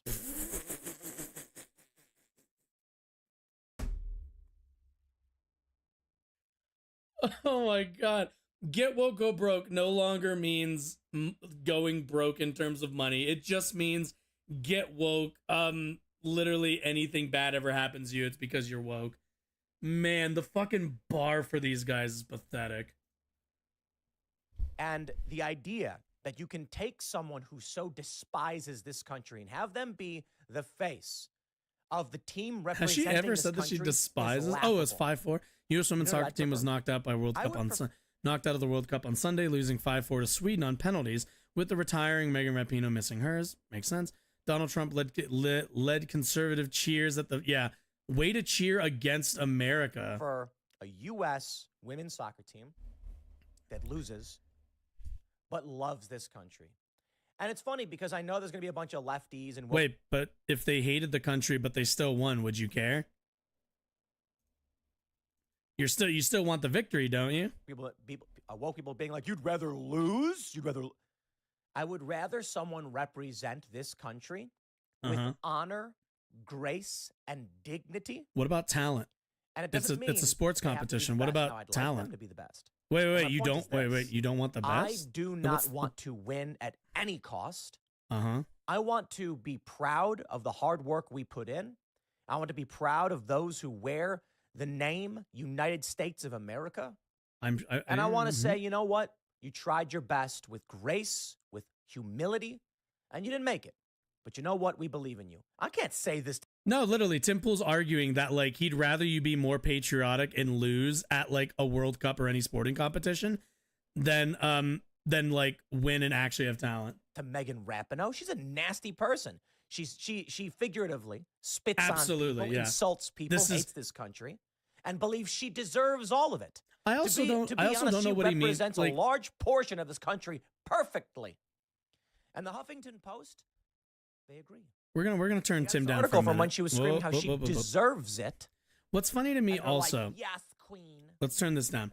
What I also find like really funny. I think of a time is when you like Tim Pool is a type of guy who's, you know, will bitch and moan about virtue signaling, and that's a good point, Sol. Like bitch and moan about virtue signaling, but then like engage almost immediately in the most flagrant virtue signal. At the end of the day, Megan Rapinoe and everybody on that team's job is to win soccer games for the United States. That's it. That is their job. Their job is to win championships, win games in our name. Nothing else. But like Tim Pool, like the inevitable loser that he is, would rather lose games so that they can be more patriotic. In that case, Tim, go get all the MAGA chuds off of Twitter. Have all the MAGA chud Karens play soccer. They'll be the most patriotic people ever, and they can all fucking lose to every other nation's teams. Like, fuck off. Because she hates this country. The team lost 5-4 to Sweden on penalties, crashing out in the second round. You know what the worst thing about that is that it's lost to penalties. That like the game came down to just a bunch of penalty kicks. That's the bullshit. But you know that happens. Exit ever from Somebody has to lose. Trump's longtime nemesis. Are you joking with that? Megan Rapinoe missed a penalty, ending her last World Cup. Actually, yeah. The only reason why I even know who Megan Rapinoe is because she got into it with Trump, right? Like I only know her name because didn't she like refuse to get? Wasn't she like, yeah, I'm not going to the White House. This dude's a fascist. I'm good. Like that's the only reason I know about her is because of her interaction with Trump. And since he is nothing if not a petty little bitch, he obviously kept an eye on this game and was waiting for them to lose a game so he could go like, Megan, if only you were here to make America great again, but you weren't. So of course you lost to the Swedes. Who even loses to the Swedish anyway? Like, yeah, like my dude had that fucking thing loaded in the barrel. That tweet or whatever was fucking written like a year ago, loaded in, and he was just waiting for the send button. Disappointing note. Rapinoe, 38, will retire after the tournament with 2 World Cup titles and Olympic gold medal. Amazing. The outspoken Rapinoe is... Oh, keep in mind, those are 2 World Cup titles for the U.S. Keep that in mind. As well known for her activism and support for left-wing causes as she is for her sporting achievements. Which is the real crime. On Sunday, singled her out as usual for particular opprobrium. Now, there's another big soccer star who's come out and said they've become completely unlikable. Alexi Lalas claims the U.S. women's national team has become unlikable after players failed to sing the national anthem at the World Cup and says the players risk becoming irrelevant over their... USWNT have come under fire after some refuse to sing national anthem. Who the fuck sing? I don't even sing the national anthem. I just stand there and wait for everybody else to get done. USA icon Alexi. Who the fuck is this? Political stances. Okay. Maybe. I mean, that's... So, literally one person? Okay. Might be why. It could also be this. Oh, we're going to see the video. For you a video of Megan Rapinoe. Oh, okay, okay. You just hear for yourselves why people despise Rapinoe. Just absolutely despise her. What do you have to say? Tim, Jesus Christ, turn the volume down, my guy. What do you deserve? I deserve this. You deserve all of it. Everything. You deserve this. She belongs. Keep in mind, let's all keep in mind also, there's nothing a conservative hates more than a woman bragging. Absolutely. There is nothing conservatives hate more than women who brag about their accomplishments. It is the most like, because keep in mind, if you're a guy, you win, I don't know, you fucking win the Super Bowl. You win, I don't know, you win a NASCAR race. You win, I don't know, whatever, right? If you're a guy, you win some sporting competition and you go out there, you know, you do your dance at the fucking touchdown zone. You know, you're doing NASCAR, you're fucking jizzing all over everybody with your champagne bottle. You know, that's all like, oh, that's really cool. It's really fun. You're a woman who, like, you know, is bragging, being braggadocious about your athletic accomplishment, and then now you're insufferable. Which leads to, at the end of the day, another element of the, which is just another element of the patriarchy, where, you know, when men are bossy, when men are like, you know, are strong or, you know, whatever, they are leaders. They are delegating. They're in charge. They're taking charge. When women are bossy, they're bitchy. They're annoying. They're pushy. They're everything else under the sun. And that's all any of this is. This is more insecure men who can't deal with women being confident. What do you have to say? My God. What do you deserve? Tim, we watched it once already. Worst, most awful people imaginable. How dare you say you deserve a trophy that you earned? Who are cheering their loss? I totally get it. I deserve. Yeah, Tim, you don't need to totally get it. You're one of them, you moron. This. And look what the Huffington Post writes. This is back in 2019. Megan Rapinoe holding World Cup trophy and screaming, "I deserve this," is a mood. And they actually write, "Yes, Megan." Is there a yes queen in here? There's got to be somewhere. I deserve this. I deserve this. Everything. It's just so awful. That is what happens when you win the World Cup. It reminds me of Captain America. You ever watch that movie? Are we really doing this? Are we doing the MCU thing, Tim? Tim, you're gonna invoke the MCU. You're gonna bring Thanos in. You're gonna bring Sam Cedar in. You better watch it, my guy. And here you got a character played by Chris Evans, who's fairly woke. But this character, Steve Rogers, is like, I am going to die for my country. He doesn't want fame. He doesn't want fortune. He wants to make sure he is doing his duty to his countrymen. And so he tries lying his way to join the army. What a message in that movie. And then you have It's a fictional character, Tim. Captain America isn't real. Like, he's not real, man. Steve Rogers doesn't exist. Jesus Christ. Oh my God. Captain Marvel, another Marvel movie. And in this movie, you have a woman who, a guy on a motorcycle says she should smile, and so she smirks, and then robs the guy, stealing his clothing and his motorcycle. You know, that's like, is that grand theft? Stealing a motorcycle like that? And you're supposed to cheer for that. Are we really doing this, Tim? Are we doing the fictional character A did a thing and fictional character? It's called different characters. You can't just have a team of all Captain America. That'd be incredibly fucking boring. What? God, this is why. Dude, like, this is why they all fucking suck at media analysis. They're so, like, this is why nobody listened to the Snyder Cut kids either. Because they are so fucking bad at, like, understanding characters, how to write characters, how to do literally fucking anything with art. God, these are like the most unartistic people I've ever seen in my life. Jesus. The perspectives, the perspective difference. I don't think it's necessarily men and women. I don't think that's fair. I think it's left and right. Because obviously they're conservative. Wait, they agree with the message of self-sacrifice, honor, duty, dignity. Are they arguing? It is crazy. He's not. No, that we have become a country that upholds. Don't tell me you're trying to argue Captain America like is conservative. And that's what Alexi Lalas is basically saying. The United States soccer legend Alexi Lalas believes the women's team have become unlikable after a section of players failed to sing the Star Spangled Banner. Bro, it is so much more than that. So much more.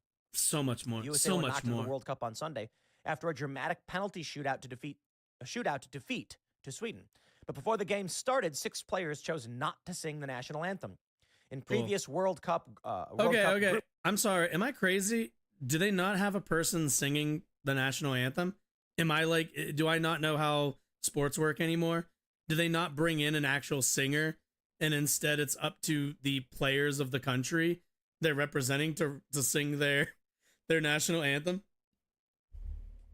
They should have sung like the Soviet Rush national anthem. That's what they should have done. group ties against Vietnam, the Netherlands, and Portugal, the majority of Latko and Anovsky's side have not sung along to the national anthem. How about that? The controversy has seen a number of voices speaking out against the team. Wait a minute. Go back. The majority in previous World Cup ties, the majority of the side have not sung along. What? Wait, in previous Women's World Cup group ties against Vietnam, the Netherlands and Portugal, the majority of Vlatko that side have not sung along to the net. So it's literally meaningless then. Okay, cool. Yeah, because not everybody sings the national anthem when they do it in stadiums. Most people just put their head down.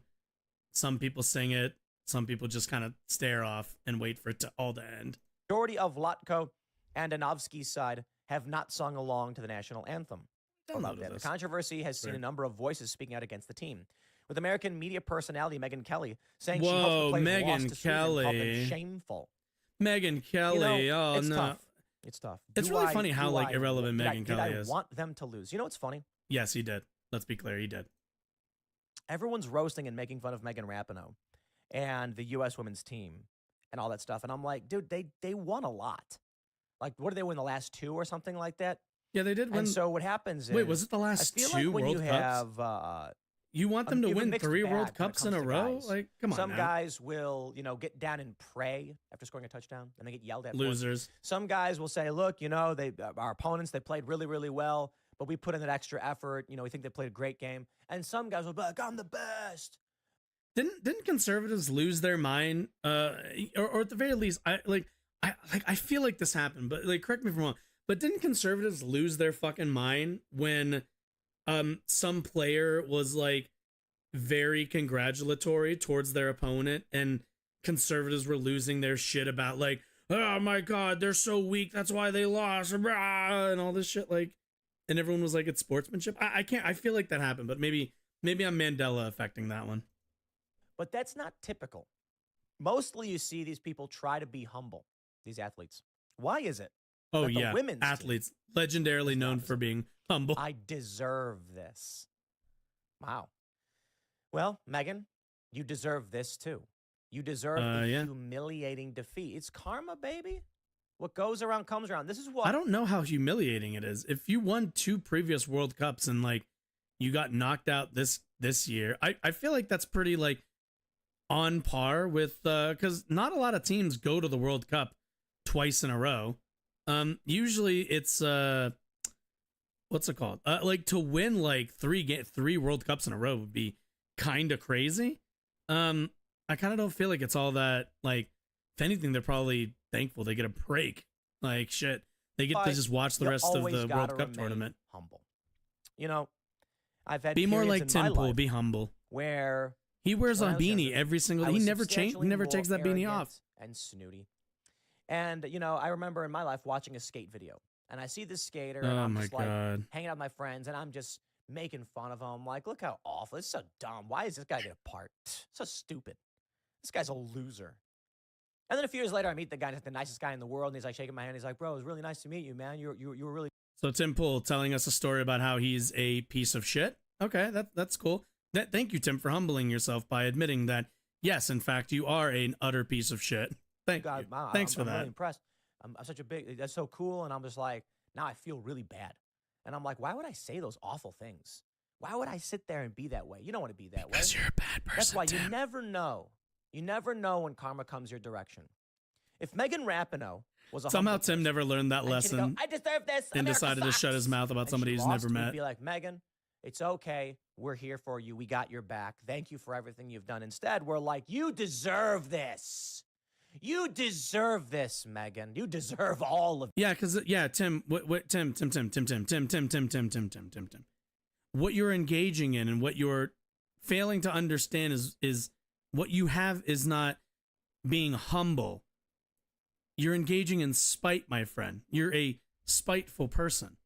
I don't, unfortunately, have another way to tell you this, but the reason why you dislike people before knowing anything about them and dance on people's, losses because you don't like their politics isn't because they're not humble. It's because you're spite-filled and you're a small person. That's why. That's the actual reason why. Of it. Telling the future with what you said, huh? Everything that happened with his humiliating defeat. My God, he spends 21 minutes on She this? laughed. She laughed when she missed. Oh, how embarrassing. That's why I'm like, did she spike the game on purpose? Seriously. She hates this country. She wants to go out to bank. Yes. Here's how you do it. We can't leave without Spike some the good US old team, say conspiracy. F you to this country, and then laugh as you walk away. She does know that they get paid more if they win, right? Like, really? Wow. You deserve this. Megan Rapinoe explains why she was laughing after missing crucial penalty kick as the USA lost to Sweden at the women's. Are we really doing like armchair psychologist? No, we're not doing this. We're not doing this. Get me out of here. We're not doing this. We're not doing this at all. Because this has gone from like petty to like actively really stupid really, really quickly. All right. Oh my goodness. It's just spite. It's spite. You're a spiteful person, and you're a small person for that also. A small, spiteful little beanied man who, grits their teeth at the image of a woman with alternative politics being successful in sports. Keep in mind also, Tim Pool, somebody who believes that he could beat any professional female skateboarder simply for the fact that he's a man and has advantages over women, I guess. I don't know. His argument, not mine. But whatever. Either way. All right. Let's see. Let's get into okay. Let's do Ben, shall we? Did I even put that in the description? I don't even remember if I did. Did I? Where's the thingy? Wait, what? Why does it say 2 minutes? What? Huh?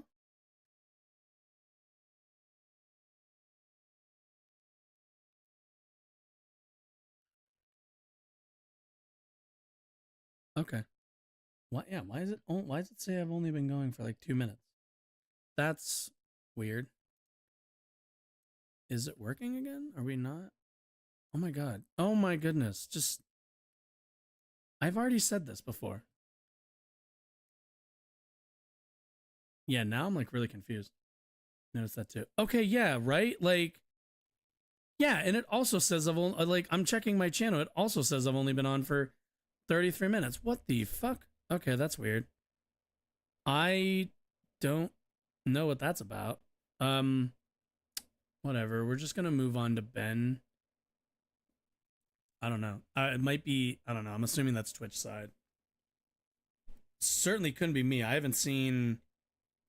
Let's see. Where's my? Yeah, I've only dropped 53 frames the entire time, so certainly not on my end.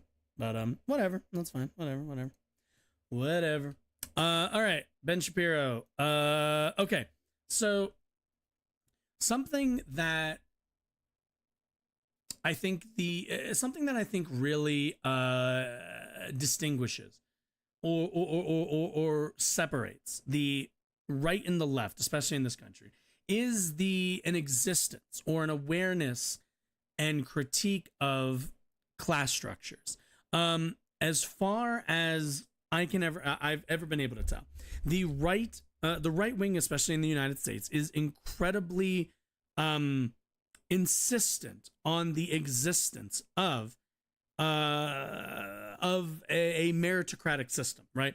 They believe and instill in people who they speak to and who they influence a understanding of the world that your success or your failure is based on your merit, and where you've ended up in life is due to how hard you worked or the quality of you as a person. And that there are not structures, there are not systems, there are not classes of individuals that delineate or separate Americans into, by, I guess, interests, one could say, that are kind of economically based. A good example of this is, they'll obviously mention like the elites, right?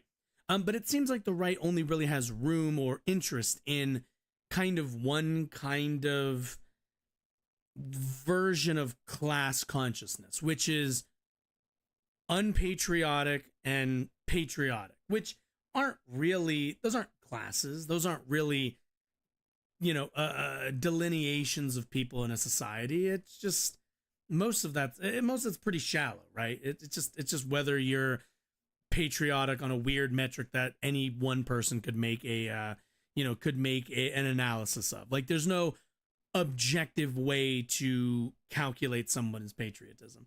And because of that, it's why that they like going to that.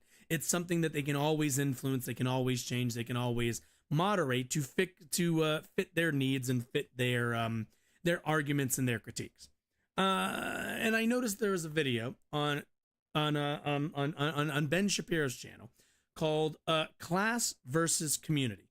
Now, it's really, off the bat, I read that and I think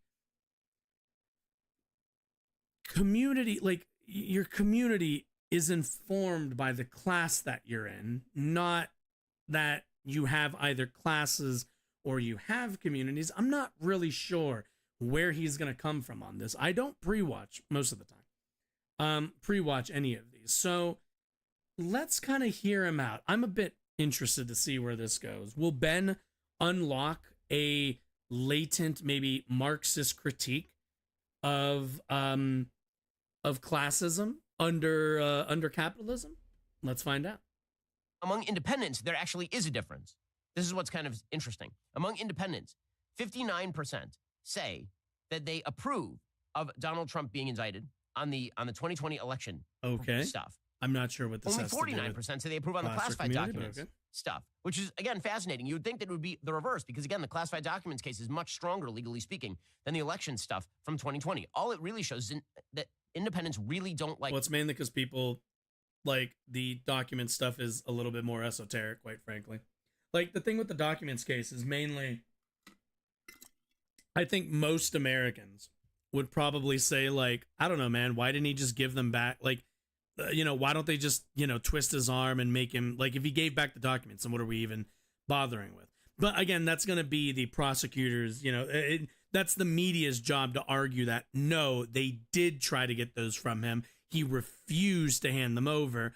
And, even such, you have, I can imagine people going, I really don't care about government documents. It's really not the biggest thing to me. Whereas the election stuff is probably hits home a little bit stronger.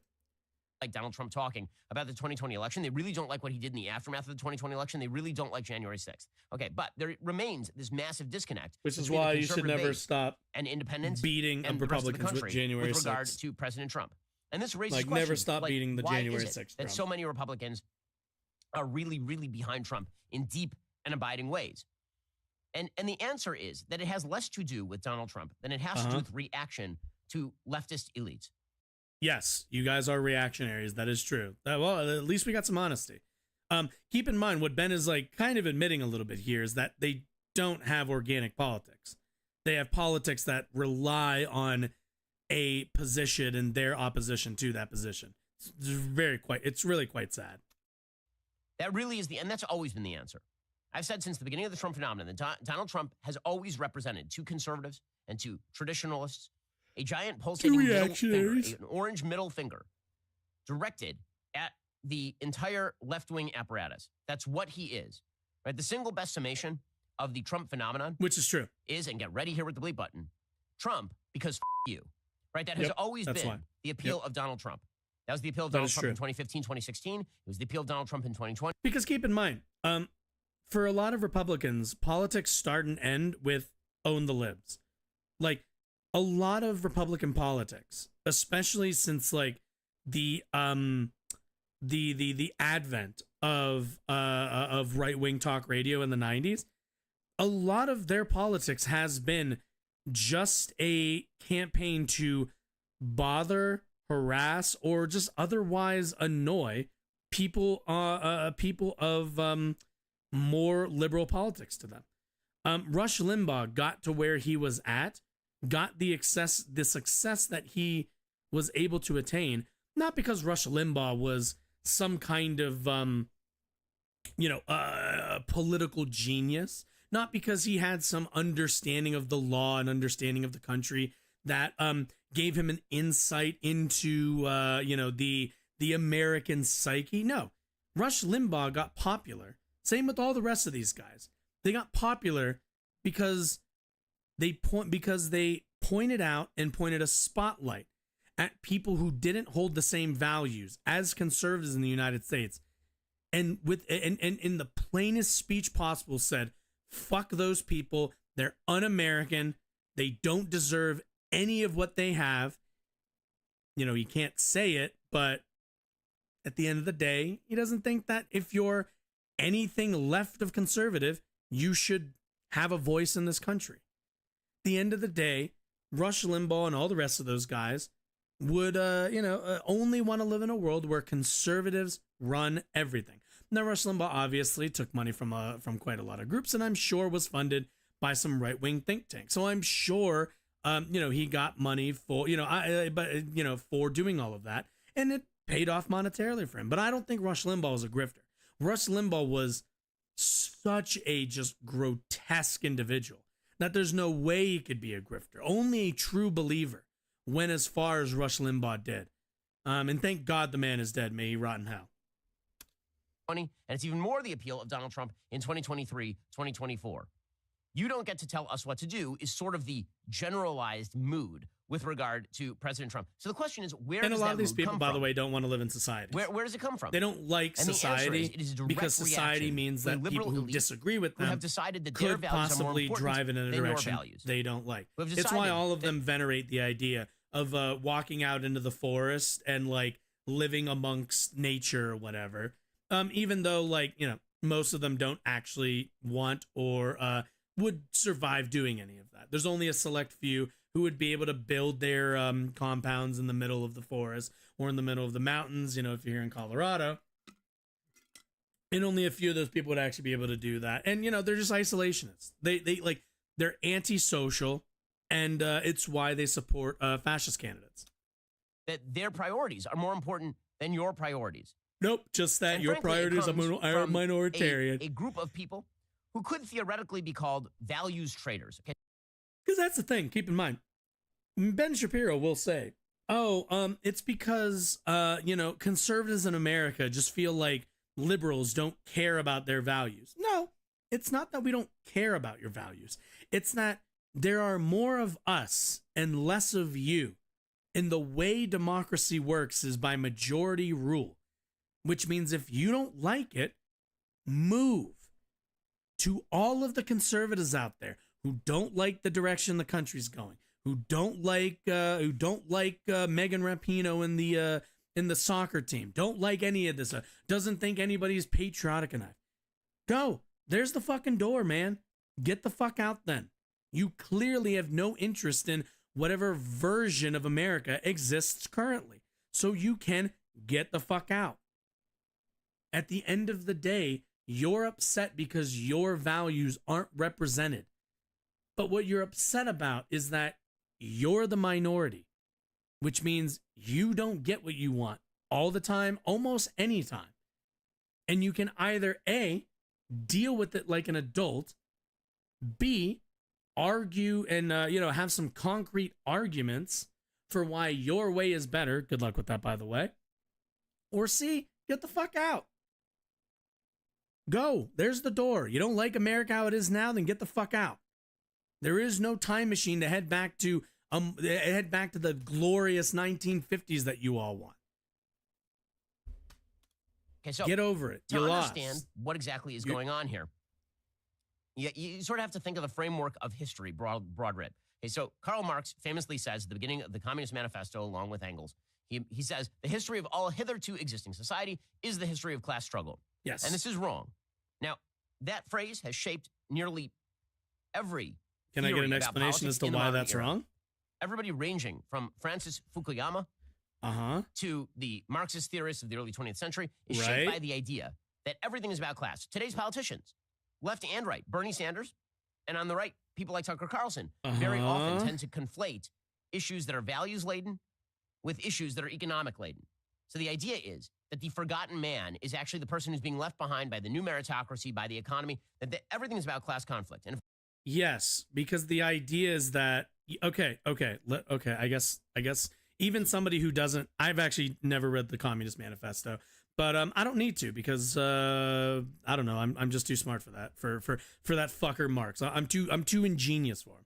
But if I were to synthesize the argument, or at the very least the framework, it's simply this: that there is classes within every single civilization. Go back and look at any civilization you would like. And there are classes of people. There are probably slaves. There are labor workers. There are owners of that labor.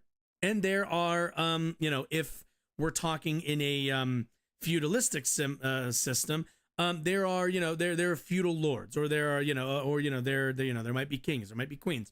But point is, man is not, as we create societies, what we create are classes of division. How we divide ourselves are by class, which usually fall along economic lines. If you are somebody who works with their hands, creates value through their labor, you are in a different class, a uniquely different class than the person who sells those items and owns the means of production. You are in two different classes. Same with if you are a slave, you are in a different class than the person who owns you. You are also in a different class of somebody who sells their labor. You are in a different class than the person who is, wears jewels on their heads and gets fat all year round because they're the kings and queens and the economy is driven to give them things and you just kind of survive at the behest of them. Like, that's how those systems work. You fast forward into feudalism, same thing. Fast forward into slavery, same thing. Fast forward to now, what we have is employee-employer. Sounded like a baby was crying. I don't know what that was about. But yeah, that's all it is that, like, throughout history, you see these very obvious class divisions that flow through every single kind of society. Not that, like, classes, not that it's the same in every society, but just that class division is going in class, what's the word I'm looking for? Class conflict will eventually like kind of stem from the inequalities intrinsic to each of those classes. That's the actual argument. If only we could redistribute, if only we could subsidize, we could do all of that and we could create solidarity again. All we would have to do is change the economic systems by which we live, and this would magically fix everything. But it's not true. Okay, so and what he's talking about, I'm assuming, is like Marxist theory of, seizing the means of production. You've heard the meme, which is simply saying that the people who work, the people who work with their labor should have a larger, more democratic role over the goods that they create. Meaning that if you're a pizza maker, if you're working at a pizza parlor, let's say, the person at the top who owns the building, who buys all of the flour, who buys the toppings, who buys the everything else, they get a certain return on everything that they're buying, right? They spend the money on the rent each month. They spend the money to buy all the ingredients, and then you, the laborer, through your labor, create the value of pizza. Through your hands, through your labor, you create pizza that then gets sold, and then that money gets divvied up between you, the owner, and the business. Now, what frequently happens is the owner takes a lot of that. The owner takes a percentage, the business takes a percentage, and you take a percentage of that.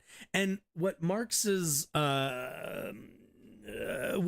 theory was that under the systems that we live under now, which is capitalism, the owner holds sole discretion over how that's divvied up. When you sell a pizza for $16, does it go $4 to the laborer, $4 to the business, $8 to the owner? Does it go $4 to the laborer, $8 to the business, $4 to the owner? The decision for how that profit is divvied up is left up to a single individual, the boss, the owner, whatever that might be. What did I say earlier? The tension in that is that owner isn't creating that value to be divided. They are only facilitating the creation of that, but they are not the sole creator of it. They are deciding how to divvy up value they themselves did not create. Certainly, no owner could continue to create value at the pace that they could by themselves. If you are a owner of a pizza shop, you can only, as a single individual, create so much value within one day's worth of work. And that's only sustainable for a very short amount of time. You wouldn't be able to run an entire pizza parlor in a suburb by yourself without needing the assistance of more labor workers to create enough value to actually pay all of your bills and give you a return on your investment. Without the workers, there is no return on investment. Without the workers, there is no profit.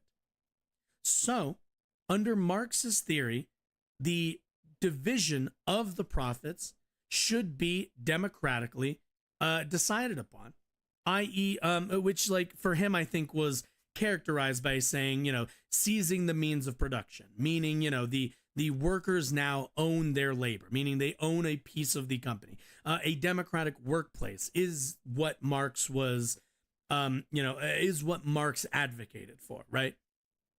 So, like, at the end of the day, all we're talking about is the workers having more of a say than the people who own the company, who just arbitrarily, because they had money at the beginning and was able to buy all these things, they get more of a say, more rights over your labor.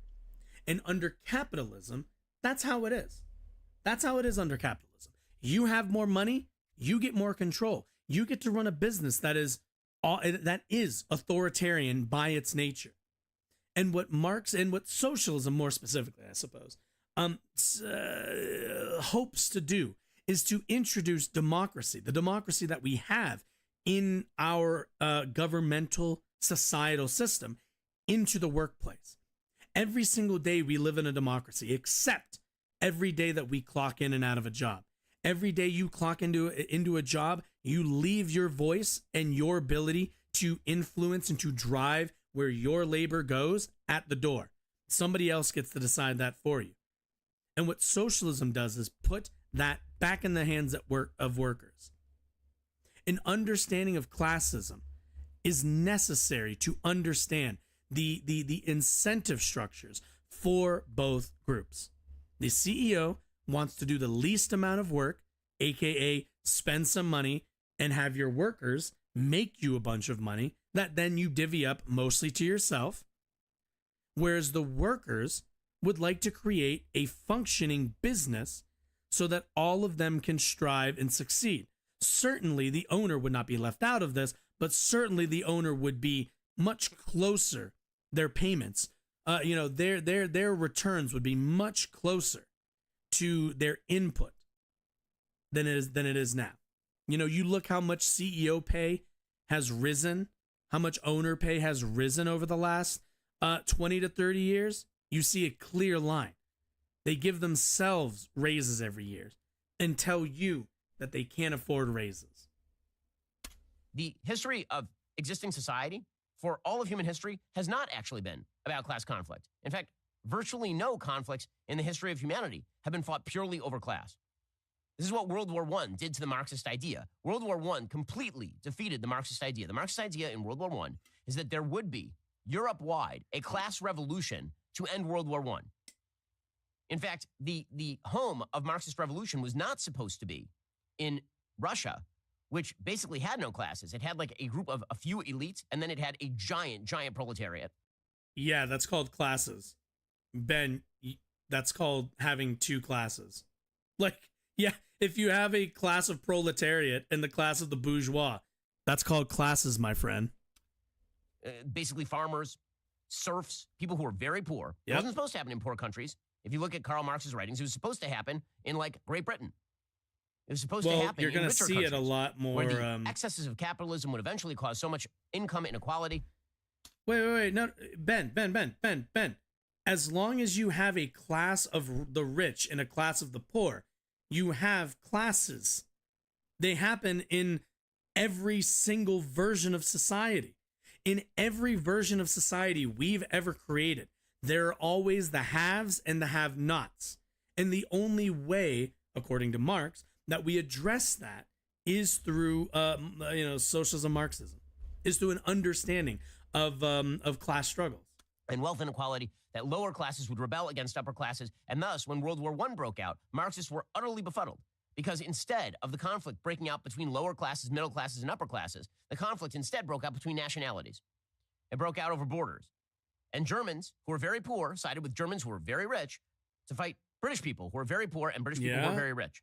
And it didn't. Okay, let me be clear. I have no idea about the history of if communists actually thought this. It kind of seems obvious that in times of war, especially when there are like sovereign nations, that especially by the time World War I comes around, the lines drawn between nations were a lot more concrete by the 19 teens than they were in, like, say, 100 years before that.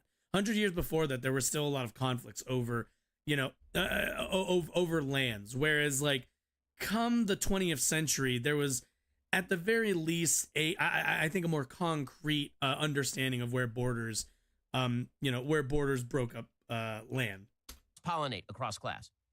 Marx was wrong. World War I proved him wrong, but his idea continues to be the motivating factor. It's almost in like nearly a war all thinking politically still, which is demands the idea that economic circumstances determine class solidarity. The solidarity of everybody in a country if they'd like to survive. And it's not true. Is that dark spot on your face still bugging you? What? What about the liver spots on your hands, neck, and chest? Well, you can watch Who those is this disappear for? safely and quickly in about 3 minutes. Stop it. Who is this for? I thought Ben was supposed to be like the wunderkind for the young. Why are we doing like an old people ad? No, seriously. I thought they appealed to young kids. New and current Pure Talk customers. Oh, Pure for Talk fuck's just added data. Dude, come on. Big guys, community. Come on. Okay. Communities. Are we back? If we were going to rephrase Marx, what we would call the real answer to the driving force behind real history answer. All right. is, in fact, community. Community Of interest. What the fuck is community of interest? Okay. If we were going to rephrase Marx, what we would come up with is the history of all hitherto existing societies, the history of community struggles. Struggles between creedal communities, religious communities, people who have a common interest because they live together, because they share certain values. That is the real struggle that is taking place in America, and that is the real reason that Donald Trump is a representative of a particular class. He's not a representative of the lower classes, Donald Trump. Oh, no, my camera. Oh, wait, 1 second. Let me see if I can reset it. All right. Calm down. Oh, my God. Oh, yeah, my camera is there, isn't it? Whoa. Well, now you know what the room looks like from a really different angle.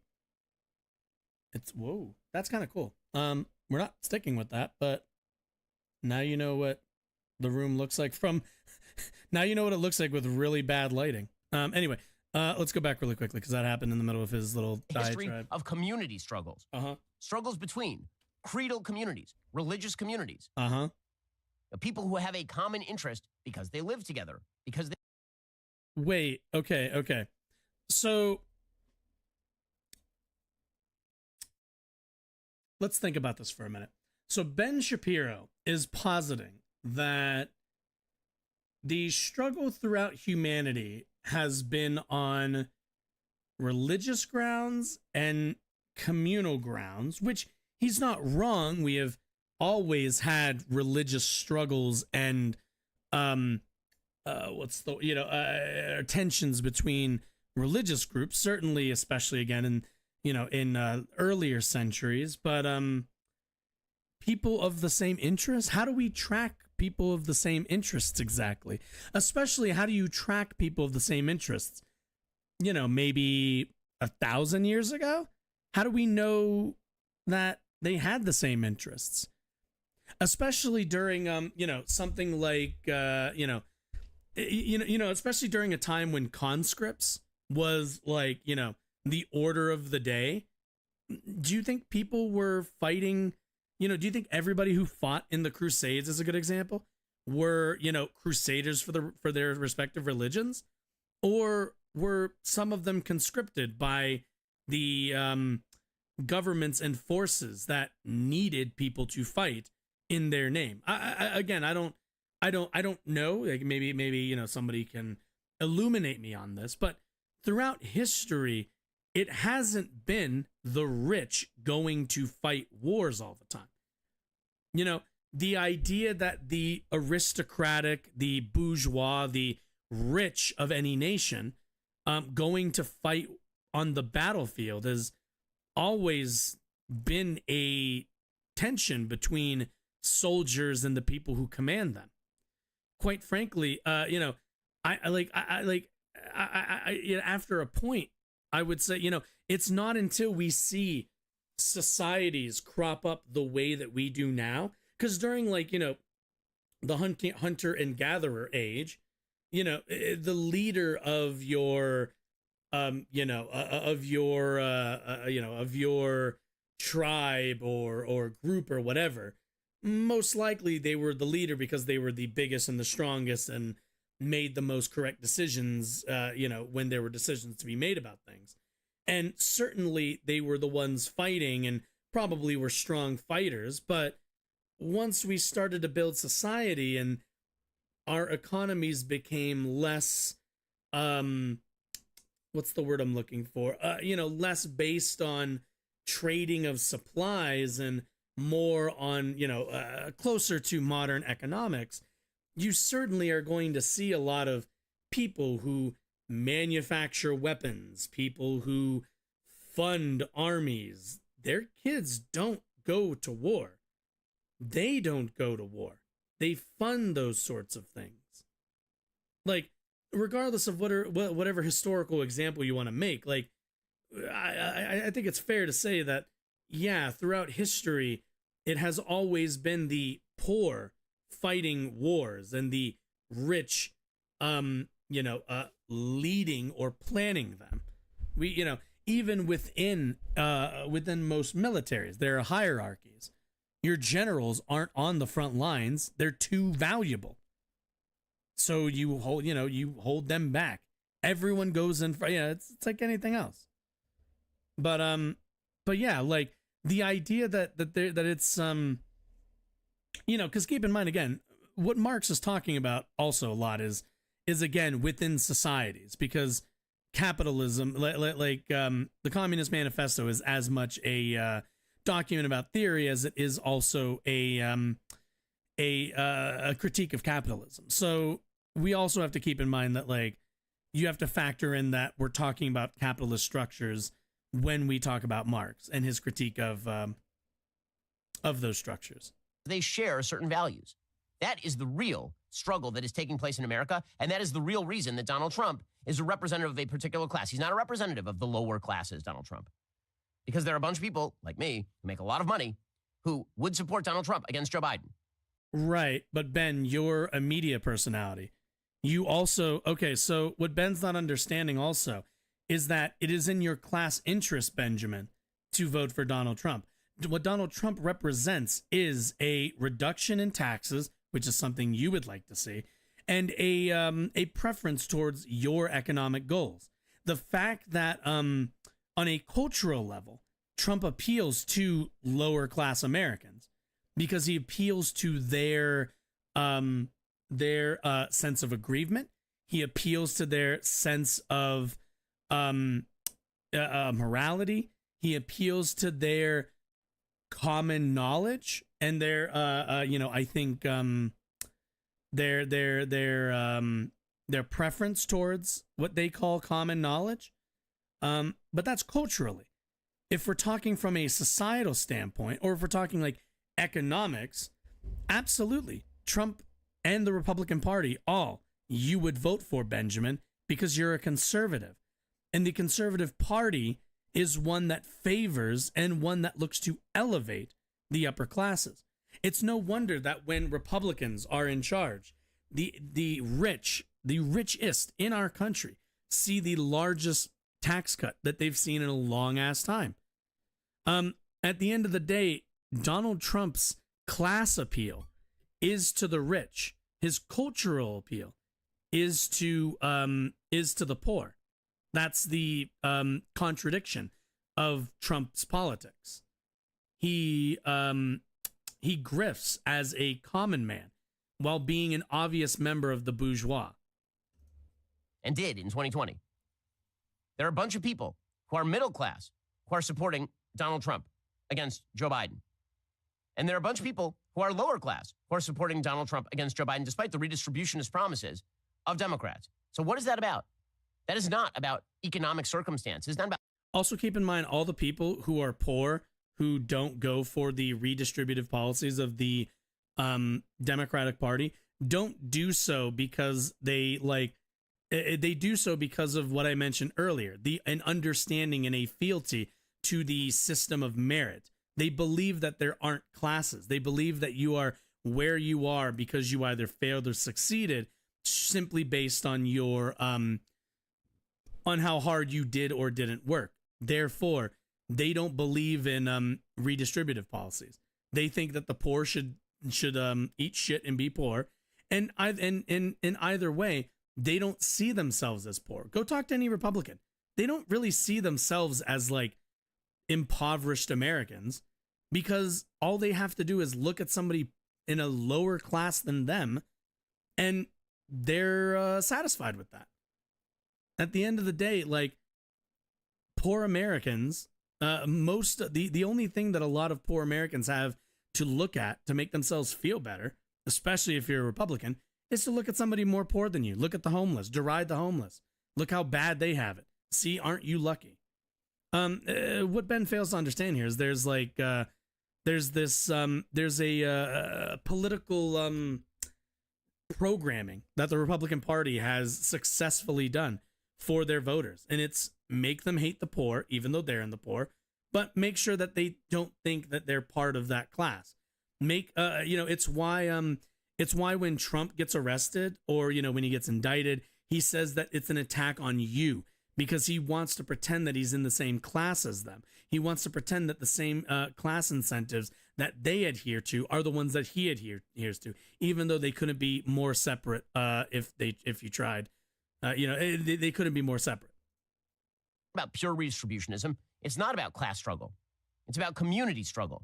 Also, by the way, which Democrats aren't really, of how society works. I wouldn't really say they have an understanding which is a description of what are the class either. Cleavage points, the points at which Americans separate from one another. And in order to explain, you have to explain where Americans unify. We don't unify around class. Middle class people in California don't necessarily agree with middle class people in Florida. Poor people in Mississippi don't necessarily agree with poor people in New York. Rich people in Nebraska don't necessarily agree with rich people in Chicago. Also keep in mind, he's using the word agree. Nobody's saying that you need to agree. An understanding of class consciousness is the incentive structures for your class. The understanding that, like, if you are rich, the incentives for you as a member of a more elite class is to vote for the Republican Party to get yourself lower taxes.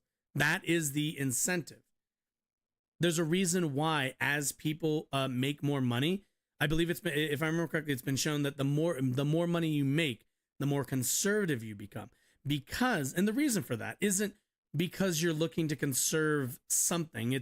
I believe they tracked it by like, oh, you start voting Republican. But the reason for that is because you want to see lower taxes. Because the richer you get, the more you want your tax burden lowered so you can keep more and more of your money. And the reason why poor people vote Republican, especially poor people in rural areas vote Republican, is because they've been given the misunderstanding that lower taxes are good for them.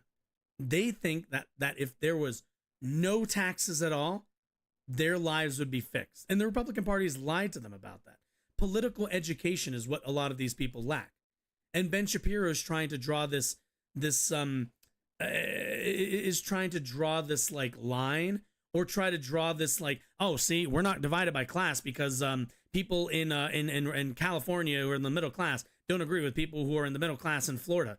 Even though what he's comparing, what he's saying is people in the middle class in California. Who is he saying? Liberal Democrats. When he says middle class in Florida, who is he saying? Republicans. What he's saying is Republicans and Democrats, even though they're in the middle class, don't share the same class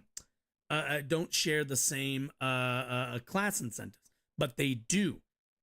The higher up you go, even when you are a Democratic voter, the higher up you go on the tax bracket, the more hawkish you are on tax reform, the more you are going to be okay with tax cuts.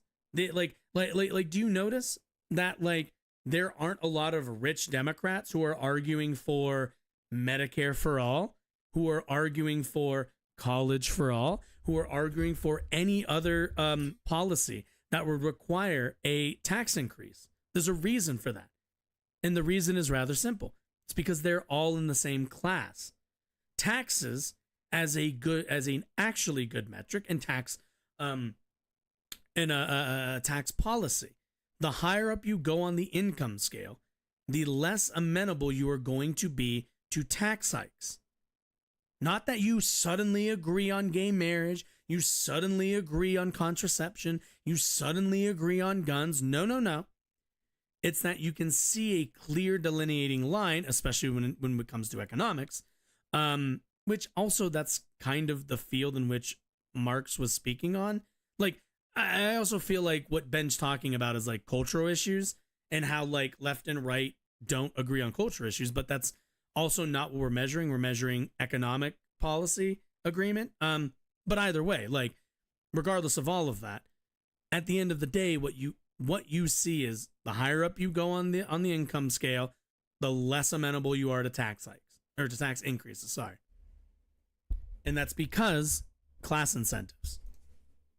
So it's really not about class. It really is about communities of interest. Historically, that has often been religious community. If you're talking about historic wars, basically from the dawn of time until the Peace of Westphalia, virtually all war was religious in nature. Then afterward, it turned into nationalistic war. Yep. And now we are sort of back to religious war. As it turns out, wars are very rarely fought on the basis of pure economic ideals alone. And if it is, are you sure about that, bud? Because that's the entire basis for the Ukrainian war. It's not a cultural war. It's not a religious war. It's pretty obvious that Russia would like to annex Ukraine to get access to their resources, i.e., Ukraine can make them some money. They'd like to suck the resources out of Ukraine and use it to fuel the economy of Russia. That's that, and we as the United States would like to not see that happen. So we advocate and facilitate Ukraine's ability to defend itself. An economic ideal. It's not because it's an economic ideal. It's because it's a religion. Marxism has effectively become a religion. Soviet communism was a religion with a great sainted leader at the top who must be worshipped. Because we don't have that in America? The president? Come on. And so the real cleavage in American society that's also not how you determine what is and isn't a religion, is if there's a person at the top. It is a values cleavage. It is a community like cleavage. In that case, then it is a cleavage between people who have more traditionalist values with regard to the United States and people who do not. And wait, go back. That has led to community cleavage. It is a cleavage between people who have more traditionalist values with regard to the United States. Yeah, once again, like what he's failing to understand is what he's talking about is cultural differences, and what Marx is referring to, and basically all of his writings are economic delineations. Which also, by the way, your economics do influence a lot of your cultural values. Where you end up. Where your spawn point is in life in terms of the economic scale will certainly have an influence on the values that you hold and share. And people who do not. And that has led to a class conflict as people who are high income earners. Oh, and also keep in mind, I know I'm stopping a lot, but also keep in mind that the what's the word I'm looking for? The consequences of people not agreeing on this or that little culture war topic aren't really that dire from like oh, okay, so you disagree that gay marriage should be legal. Whatever, like we can disagree on that. I'll just like move away from you because you're a fucking weirdo, right? But in terms of like economics, again, because that's what socialism is attempting to address. Under economics, it's really, really different because you're talking about the organization of your society's economy, and that's going to have reverberating effects on everybody's quality of life, every single person.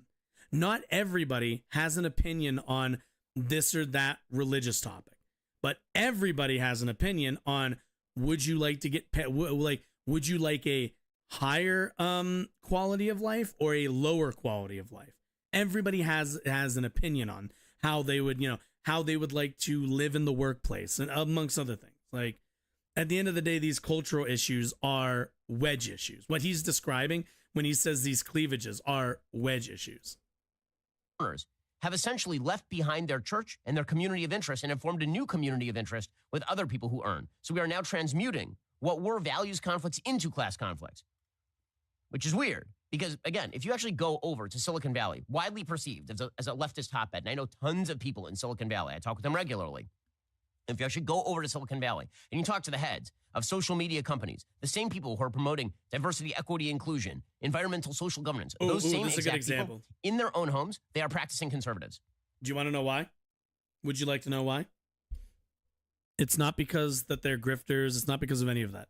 It's because, what did I say earlier? They make more money. They are more amenable to conservative values the older you get, or the higher up on the income scale you get. And and most of that comes from economics, because if you've become rich, what is the thing that you want to do?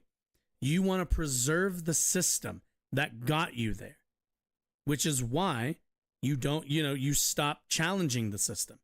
You now become a defender of the system that made you rich. If you're and at the end of the day, what's funny is like Ben thinks this is an example of what he's talking about. It's not. It's an example of class. They have entered into a different class after starting in probably a lower one. They then moved into the upper classes and have now adopted a more conservative, a more structural preference. It's pretty simple. You made it, so why change the system? Keep it exactly the way it is so you can continue to make money off of it. Those same people are married. They've been married for 20 years. They have kids. They don't let their kids play with the social media apps that they themselves create. The values they actually live out in their daily lives are fairly conservative. There's a point that Charles Murray makes in Coming Apart. To not, all the same people who are preaching. Is it conservative to not be on social media? Because the people who are the most online are conservatives. Like, you can't go on Twitter without finding some loser tweeting some right-wing nonsense. In society who they see as essentially playthings of the gods being themselves. Those very same people live values that are much more consistent with conservative middle-class Americans, traditionalist Americans. And it's sort of a fascinating phenomenon. And keep in mind, they always want to use words like traditionalist because they don't want to say what it actually is, which is reactionary. It's reactionary politics. He said it earlier. Donald Trump, people like Donald Trump because he is a avatar of their reactionary mind. Understand this. You have to understand two separate ideas of what they call the forgotten man. So the forgotten man is a phrase that's used in politics all the time. Like, who is the person at whom politics ought to be directed? The forgotten man, the person who is left behind. So who exactly is this forgotten man? That phrase was made famous originally by Franklin Delano Roosevelt back in... Oh, okay. If it's an FDR quote, then I can almost guarantee you he's going to misrepresent it. So let me correct the record right now. The forgotten man is not what you need to do is privilege and center your politics around the people in which society who are of minoritarian values and who hold a smaller political voting bloc. No. What FDR was most likely, and I'm pretty safe in just assuming on this one, what FDR is referring to when it's forgotten man are poor people, are people whose society has left behind due to the ongoing thralls of capitalism. Capitalism, unfortunately, creates lower classes. There is no version of capitalism without workers working for menial wages and owners living fat on the profits that they create. And what FDR centered his politics around were the forgotten man, the man who had no power in the workplace and barely had a vote to himself. What FDR was channeling was the energy and was the incentives for the forgotten man, which at that time, especially when we're talking during the Depression, was like everybody. Everybody at that time was the forgotten man. The forgotten man was you, was me, was every single worker whose lives fell apart during the Depression. And now, Ben's going to pretend that means, we need to center politics around conservatism, which we don't. At no point do we need to privilege conservatism at any point. I would be fine if all conservatives, just stopped voting tomorrow and we never had to deal with them pushing back against progress. But unfortunately, they are a natural force that we're always going to have to deal with. In 1932. And the forgotten man, according to Franklin Delano Roosevelt, was the guy who's poor. Right? The guy who's really poor. I was right. He's been forgotten by society, and it's our job to make it up for him. And the way to do that is to essentially redistribute all of America's resources with that guy in mind. Would you also like to know why? The reason why you redistribute the resources of the United States back to poor people and back to middle class people and not to rich people is because poor and middle class people circulate money. At the end of the day, the poor and the middle class need things. They need to buy things. They do not live amongst an abundance and therefore hoard their wealth. If you give somebody in the middle class $10,000, you know what they're going to do with that money? They're going to probably, maybe redo their kitchen, redo their roof, redo their windows, pay off that car, get a car, upgrade the car. They are going to take that $10,000 and circulate it into the economy. Same goes for the person who's poor. But you give a rich man $10,000 and you know what that's going to do? It's going to go into a bank account and it's never going to leave.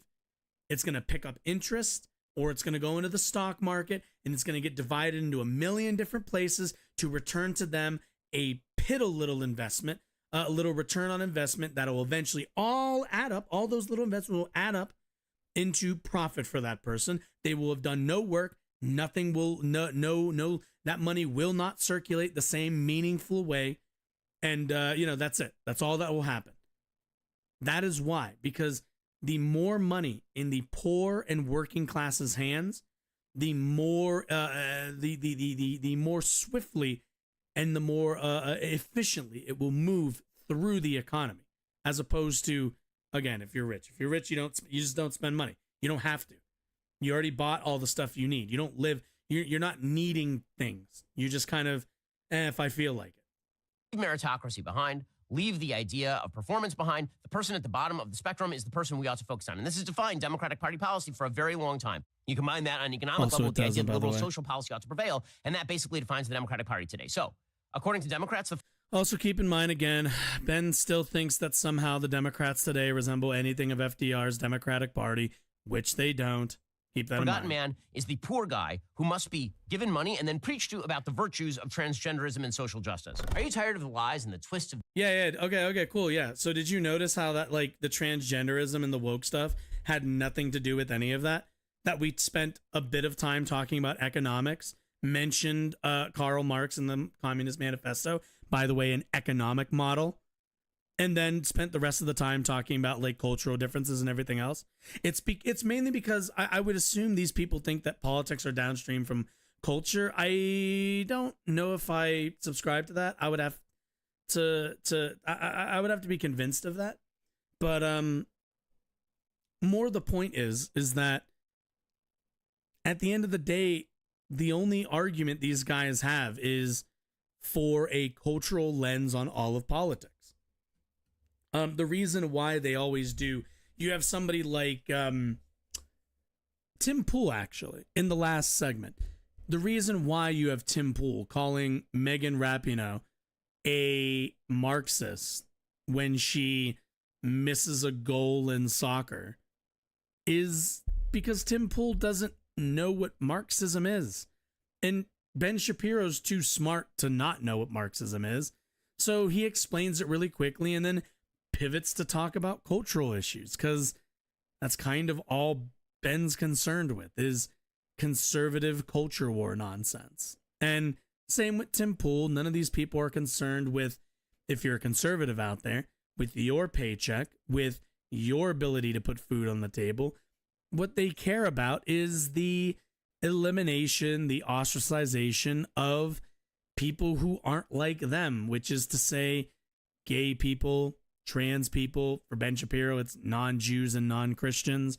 For Tim Pool, it's whoever gives him money's religion, and then he'll hate the other group.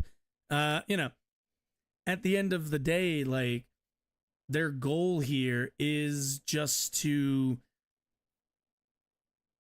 turn socialism, turn Marxism into a cultural, a cultural slogan or a cultural term, when it's not. It's pretty clearly attempting to explain the contradictions within capitalism and offer an alternative vision for the way that we divide labor and run all of our economies. But like I said, at the end of the day, they're not worried about your paychecks. They, you might not be able to pay your rent, but hey, there's a trans person that you don't have to use the proper pronouns for, and that should help you sleep more.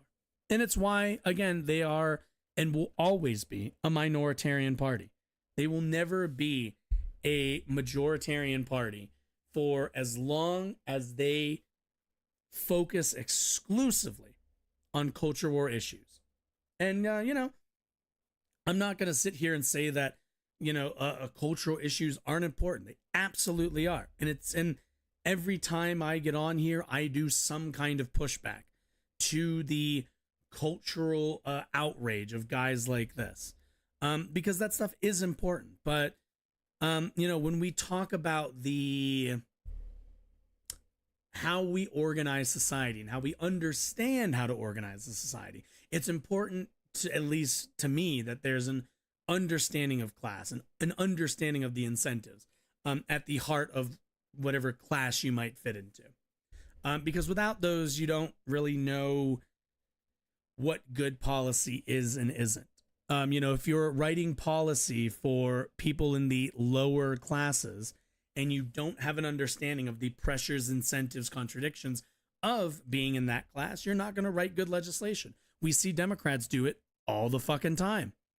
They pretty consistently write legislation that is supposed to help people in the lower classes, but nonetheless fall short because there's too many disqualifying factors that will leave people behind. But such is life. All right, so that's actually gonna do it for me tonight. We will probably get the James Klug thing next time, maybe. I don't know. He's a smaller channel, so we'll probably get to it. We'll like kind of see how people are feeling. Either way, that's gonna be it for tonight. If you enjoyed any of what you watched, if you learned anything, if you lurked around in chat, if you just had some fun, whatever, you should definitely hit that follow button on Twitch and hit the subscribe button on YouTube. Videos go up pretty much daily on the YouTube channel. And, in terms of, and we do this 3 times a week, every Monday, Tuesday, and Thursday at 7 p.m. Mountain Time. This past Monday, we had a bit of a hitch because there was compression issues going on with my computer, trying to consolidate a lot of the VODs. And, Initially, I thought it'd be done earlier, then it was going to take longer, and then I didn't even get to do it because then the compression failed at the end, so I didn't even get done what I wanted to get done, but it's all taken care of now. We had to start twice today because of audio issues. It's a whole process to do this. But either way, any support is always helpful. You guys have a nice night. I'll see you all no, not tomorrow. Thursday, sorry. Yeah, bye-bye.